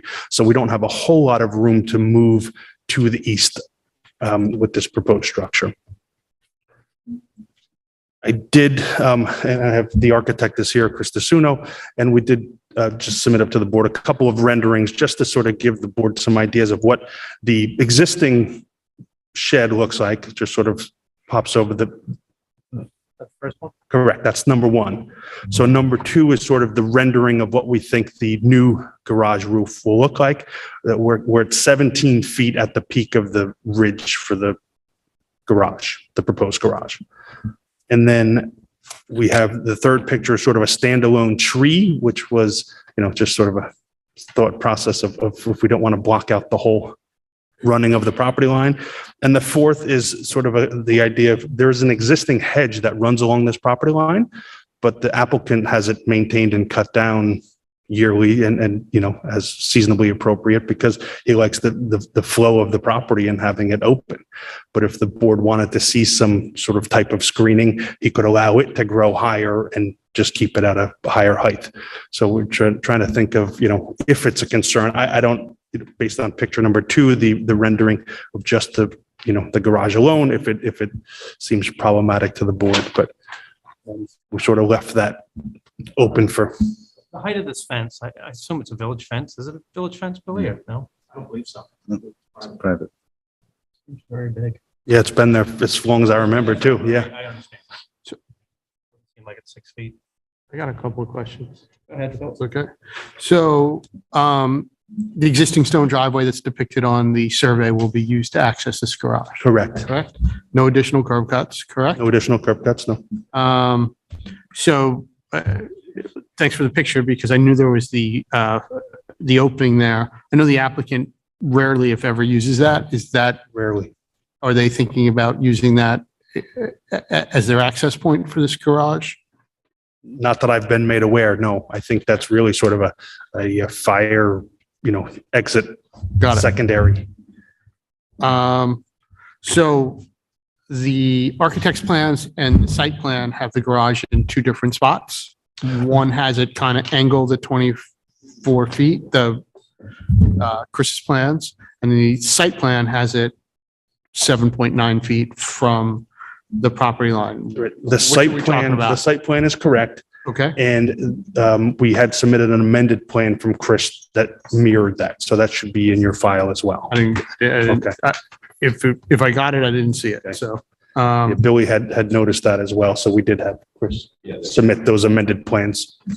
and 17 feet is within the code, correct? Within For the height code of the garage? height. And that's 17 feet because I know the property slopes, so that's 17 feet from the lowest point of ground.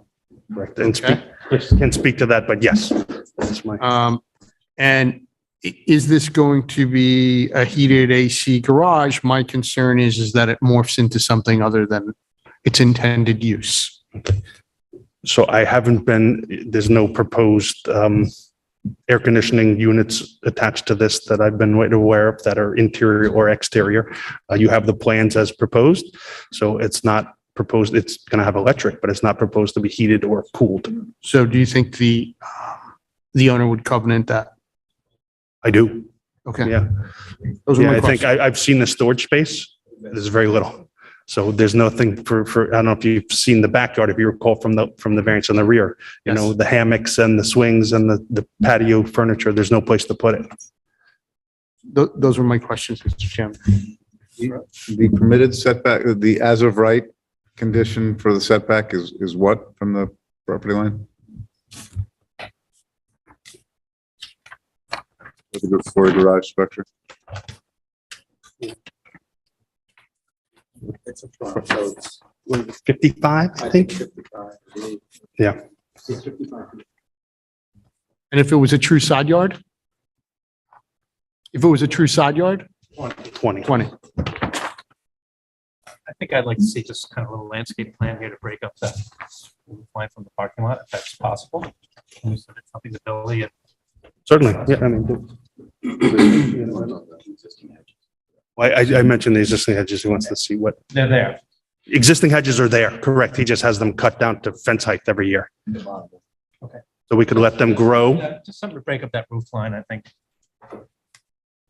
Anybody on? I have, I don't have any. I like it open. I have, I think the present, it does create a presence in a place that's highly visible. I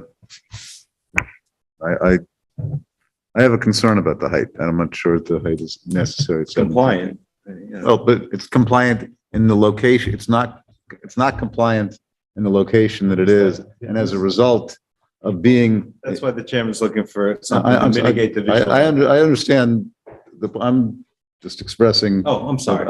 expressing a view that. We I do think need relief, that so that it's understood. Yeah. the relief that sought that the height, in addition to the presence close to the property line, creates a visible situation that if it were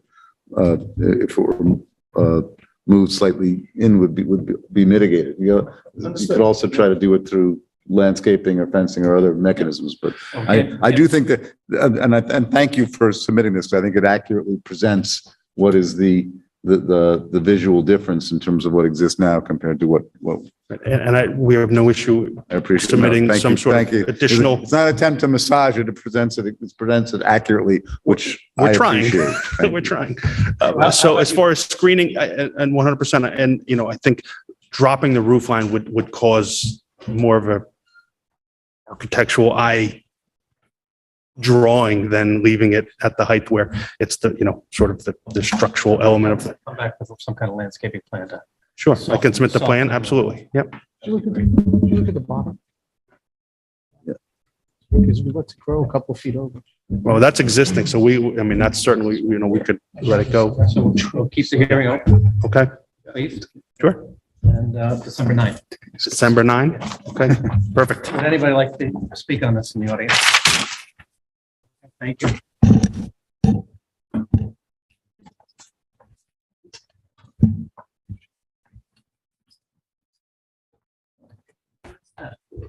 I'll read the two at one time. Application of Trom House 1 LLC, Suffolk County Tax Map Number 301-15511.1 for variances from Chapter 278 zoning and Chapter 163 freshwater wetlands to clear land and install a gravel driveway and to modify a previously issued permit granted by the Zoning Board of Appeals. A request is made to modify a previously issued determination granting a coastal erosion hazard area permit and variances, wetlands permit, and area variances by altering the previously approved limits of clearing, grading, and ground disturbance and areas to be revegetated. A wetlands permit in accordance with Section 163.5 and an approximate 25-foot variance from Sections 278.7C2 and 278.388 are requested to install a driveway approximately 125 feet from wetlands where the required setback is 150 feet and any other relief necessary. The subject property is 275,661 square feet in area, is located at 75 West End Road within Residence District R160 and adjoins the Ocean Beach and within FEMA flood zones VE elevation 19, VE elevation 17, and AE elevation 10. The project is classified as a type 2 action in accordance with SEQA. Application of Trom House 2 LLC, Suffolk County Tax Map Number 301-15510 for variances from Chapter 278 zoning, Chapter 101 coastal erosion hazard areas, and a freshwater wetlands permit in accordance with Chapter 163 freshwater wetlands. A wetlands permit and variance of approximately 82.4 feet is requested from Sections 163.5, 278.388, and 278.7C2 to clear land approximately 42.6 feet from wetlands and revegetate where clearing within 125 feet of a wetland is prohibited. A wetlands permit and variance of approximately 55.7 feet is requested from Sections 163.5 and 278.388 to construct a parking area approximately 94.3 feet from wetlands where 150-foot setbacks are required. A coastal erosion hazard area permit and variance is required from Section 101-12A1 to temporarily clear, excavate, and grade land and revegetate where existing excavating or grading land in primary dunes is prohibited and any other relief necessary. The subject property is identified as 69 West End Road, is approximately 82,184 square feet in area and is in Residence District R160. The property is located within FEMA flood zones VE elevation 19, 17, and 10 and adjoins the Ocean Beach. This project is classified as a type 2 action in accordance with SEQA. Hi, good morning. Good morning.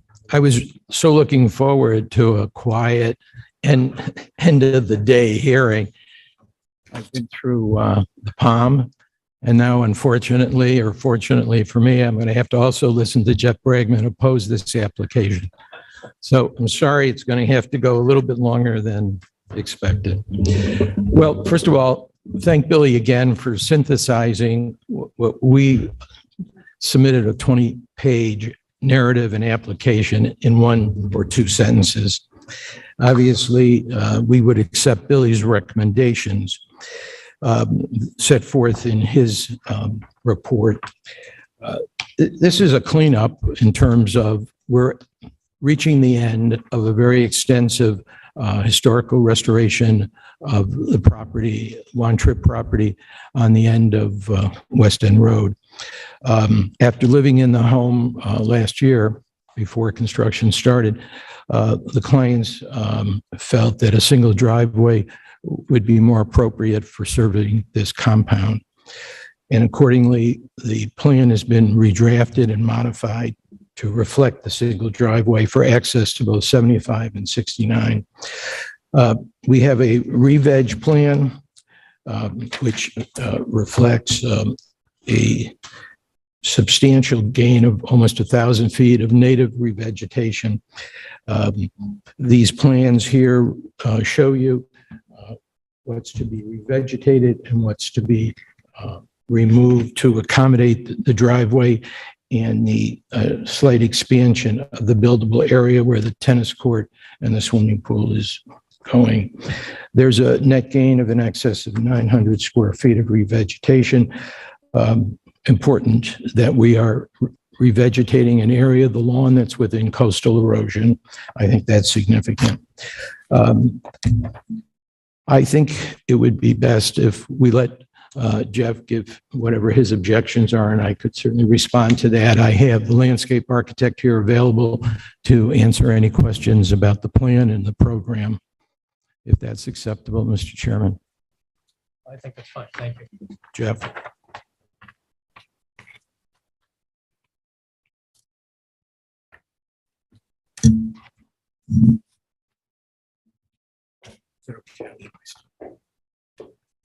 She's gonna just move it over. Yeah.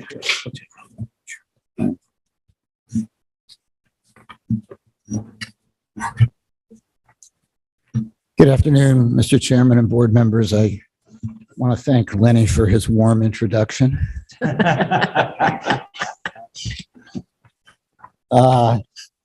I represent Catherine Rayner, who is the adjacent neighbor to the west, and Ms. Rayner owns pretty much all of the land to the west of the subject premises. And I'm sure everyone on the board understands the fact that West End Road is a signature area, and these are signature properties in the village of East Hampton. And as is so often the case, what makes them signature is the fact that they have these tremendous natural resources and natural features there that are, so precious to us. I've had very little time to look over the 118-page submission that the applicant sent in. I know it's couched as a small adjustment to the project, but it sure as heck has a lot of lengthy documentation to absorb. Ms. Rayner just had less than the 10 days, which is often the case, to forward the materials to my office. And I've looked them over preliminarily, but I can't pretend to the board today that I have a comprehensive view of it, but I can make a couple of comments that I think are relevant. First of all, it seems the way it's described is that this is just a small adjustment of a few hundred square feet, and they're going to revegetate a lawn. So it's sort of robbing Peter to pay Paul with no net loss or gain. And from maybe 1,000 square feet in height, or just looking at lines on paper, that has, it may sound persuasive, and it may turn out to be persuasive, but the real proof of the pudding is a more localized view of, I guess the current word of the day is a more granular view, which means a closer view of the actual areas where they're proposing to cut in. I did read through the Woods Hole Group memos on each of the areas where they highlighted that changes would occur.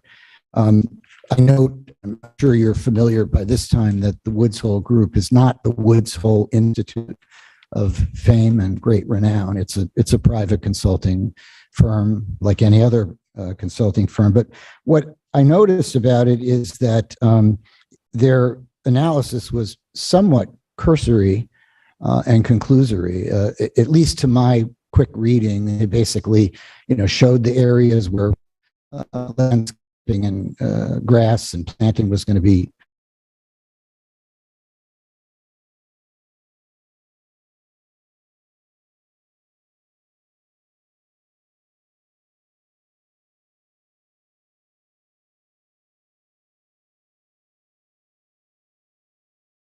a change. Concerned when I looked at the photographs, because the photographs perhaps indicate a slightly different story in each of the areas that I could see. And again, this is just from the photos that were in the presentation. Some or all of the new areas for the driveway connection and other adjustments that they're making appear to be going over pretty largely undisturbed dunes. And so I'm not here to give a point-by-point refutation or an attack on this. I'm really here to ask on behalf of my client that we be given a little bit more time so that I can have a planner go over it carefully. And I'm not sure of what the outcome will be. It's possible that I'm not going to come out with guns blazing on this application, but I think given the sensitivity of the area, what we know is going on with Georgia Pond, the significance of the dune area, it's worth a little more time. In my experience as a board member and also as an attorney, input from neighbors is often very helpful to boards. It helps you focus on issues that you might not have otherwise seen, and it brings us all, I think, into a better accord on what the real facts are. So I'm not prepared to do that in detail today. I'm really here to say that we'd like to give you a more detailed and deliberative commentary. I know that the applicant is anxious to get on with this construction, but I have to add for the record that this is a construction that's been ongoing for, I think, about a year and a half.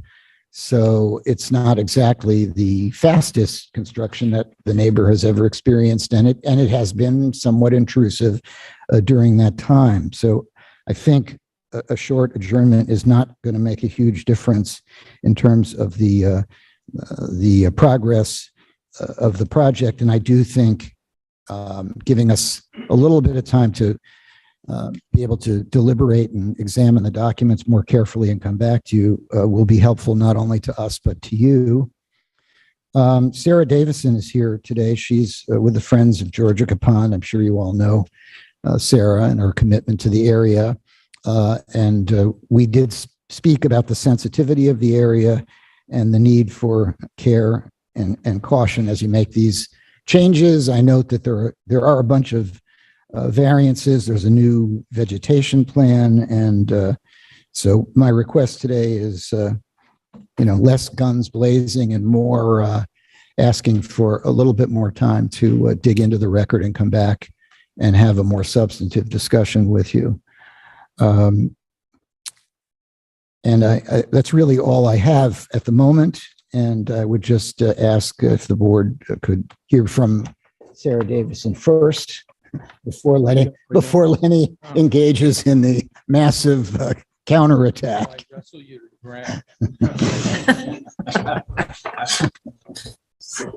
Friendship is among. Please raise your right hand and state your name and address for the record. Sarah Davison, Friends of Georgia Pond Foundation. You swear to tell the truth, the whole truth, and nothing but the truth? I do. Thank you. Thank you, ZBA members. I'm just going to echo what Jeff Bragman said.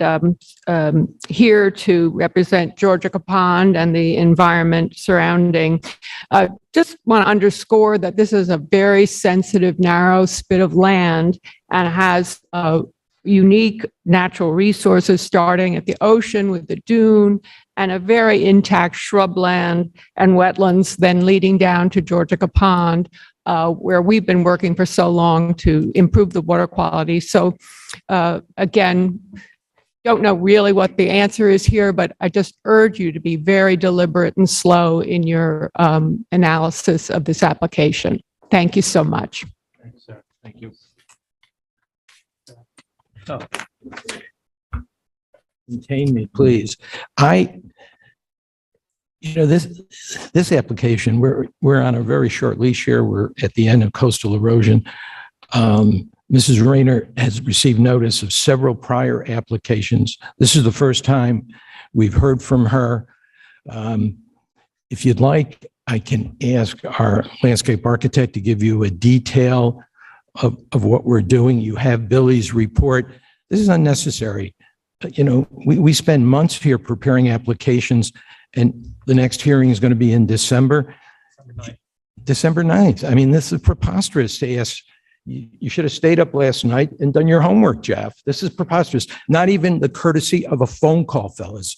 You don't do that to other lawyers in this community. Never, Jeff. You've never done that before, except on Stark. And look what happened there. It went on for 18 months. This is really outrageous.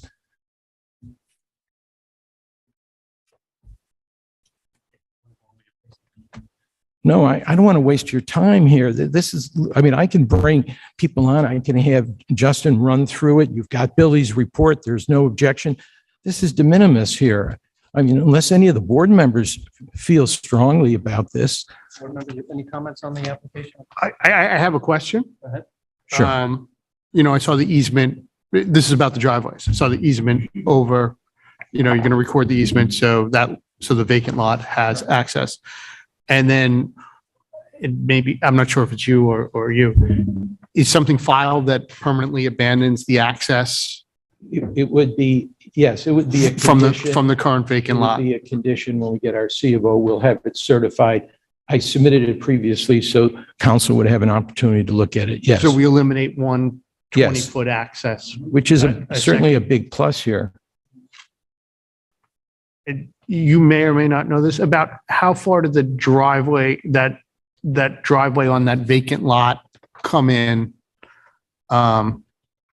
before it hit kind of where the proposed, I don't remember the old plan, where the proposed parking was. I'll get you the You know what answer. I'm getting at? Yeah, you're talking about. Yeah, wait, Justin, you got to be sworn in. You got to give your name. Hello, Please raise your right hand and state your name and address for the record. Justin Willard with Hollander Design. You swear to tell the truth, the whole truth, and nothing but the truth? I do. Thank you. So the existing driveway on 69 probably comes in around, I would say like plus or minus 60 feet or so. And that whole area will be revegetated with natural shrubs, grasses, trees. So I think in terms of the water quality in Georgia, it would highly benefit from a reduced hardscape and addition of a lot of natural shrubs and resources. And about how wide is that? Currently, it's about probably 12 feet. 12 feet? 10 or 12 feet. That was the question I had. Thank you. I appreciate the desire to everyone to move forward expeditiously, but I think there's a lot going on in this little slip of road. I just point out to the previous speaker that the property owner to the west of this property is the village of East Hampton, and it's important. I've certainly raised this in previous discussions here that these rocks that appear on the road that are on village property that were indicated in one of the previous discussions of this were going to be moved. They have been moved, they're Joe. still there? Joe, they have been moved. Everything you asked for has been done. That one. Joe, have you been there? Yeah. I was trudging around the property the other day, but I made sure that was taken care of right after you asked for it. But in any event, so you feel that I should give this guy 2 more months? I have a question. It's a question actually to Billy and Tom, in terms of this area, which I think is extremely sensitive, taken as a whole. There's on the pondward side of there are a whole bunch of enforcement actions and compliance issues in this stretch, and I think we need to, and I have no doubt that from my observation of the hundreds of people working on the property, that this will be done in the end result is going to be something that's attractive, and I think it's important. It's incumbent on us to make sure that that's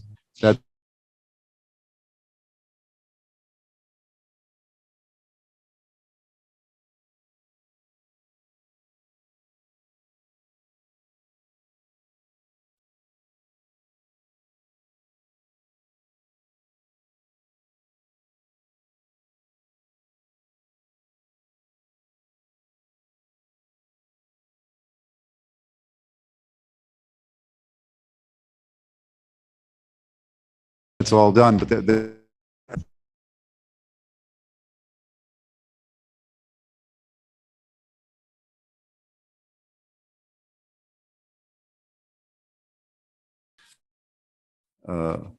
has historically been, and it's I'm concerned that we're not on top of it. So it's a question, I guess, to Tom. Where do we stand, and to Billy, in terms of monitoring and making sure that all the representations that are made by everybody in this area who comes before this board are in fact lived up to and being appropriately enforced, because it ties into the nature of the application that we're seeing here. Yeah, sure. Go ahead. Just not to bring up another property, but to bring up another property. Actually, I won't mention which one, but I just yesterday contacted the prosecutor on, I think, some substantial violations. So I do have that in the works. Okay. Thank you. Because whatever we do here, and my point is only whatever we end up approving and agree to in whatever time frame, whether it's this month or next month, if the village isn't on top of enforcing and staying on this, it doesn't mean a whole lot. Understood. Go ahead, Billy. Question? I think it's a question. I'm not sure. Yes. Billy Hajak, the Village of East Hampton. So when the board approves an application or grants relief, there's a specific set of plans that are approved. At the end of construction, I'm asked to do an inspection. I take the approved plans out. I compare them to what work was been conducted in the field. I verify that the revegetation closely follows what was required. And after a C of O is issued, issuance of a C of O unless the property is in substantial compliance with the zoning board's approved plans. So once somebody gets a C of O, if a violation occurs, sometimes we don't know about it until somebody points it out to us. I mean, I do inspections, but I'm not allowed on private property unless there's an open permit. So we have to have solid evidence that something bad has occurred in order for us to follow through on it. And I do look at neighboring properties, when I'm doing site inspections. If I notice something on a neighboring property, I'll point it out to the building inspectors and code enforcement. But we have to be very careful about, accusing somebody of violating when we don't have permission to be on their property. That's understood. So follow-up question would be, if a C of O is not granted or followed up, is there a window? What happens in the interim period between the permit for construction being offered and? Well, I stop by. I mean, the building department does multiple inspections throughout the course of construction. And I routinely, when I'm out looking at properties, I do drive-bys and check properties to make sure the silt fencing is installed, to make sure they're adhering to the clearing requirements. I mean, those are all par for the course of doing routine inspections. And I think I heard Tom, I'm pretty sure I heard Tom indicate that in the case where there are egregious violations, they're being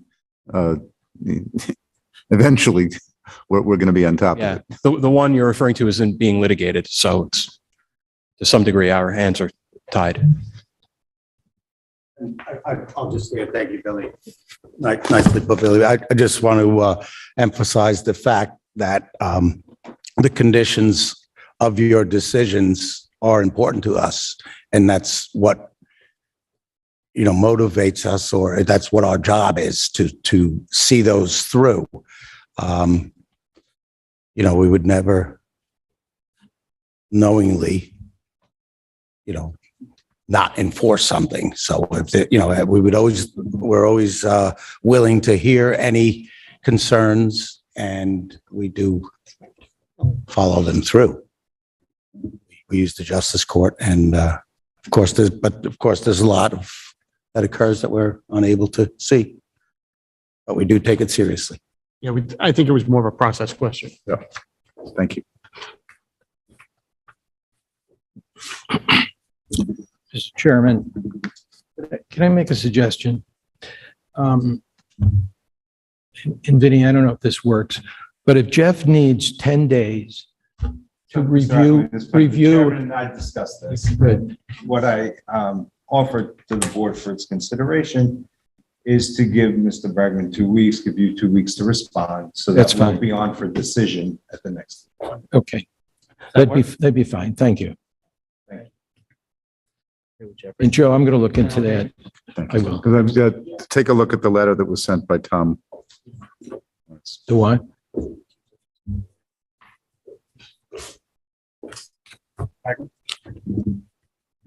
I just wanted to say to Lenny and to the board that my client was a little upset that she wasn't contacted by Lenny, who represented her previously. So it works both ways, but We're gonna let you two work that out.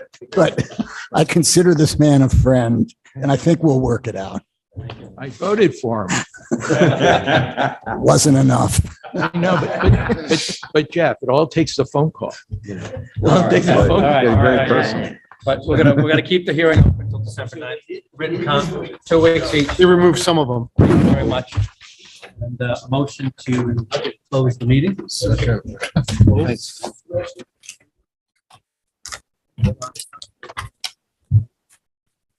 Mr. Ackerman? Let's leave it at 2 and you, Mr. Ackerman, making a different arrangement. Buy me lunch.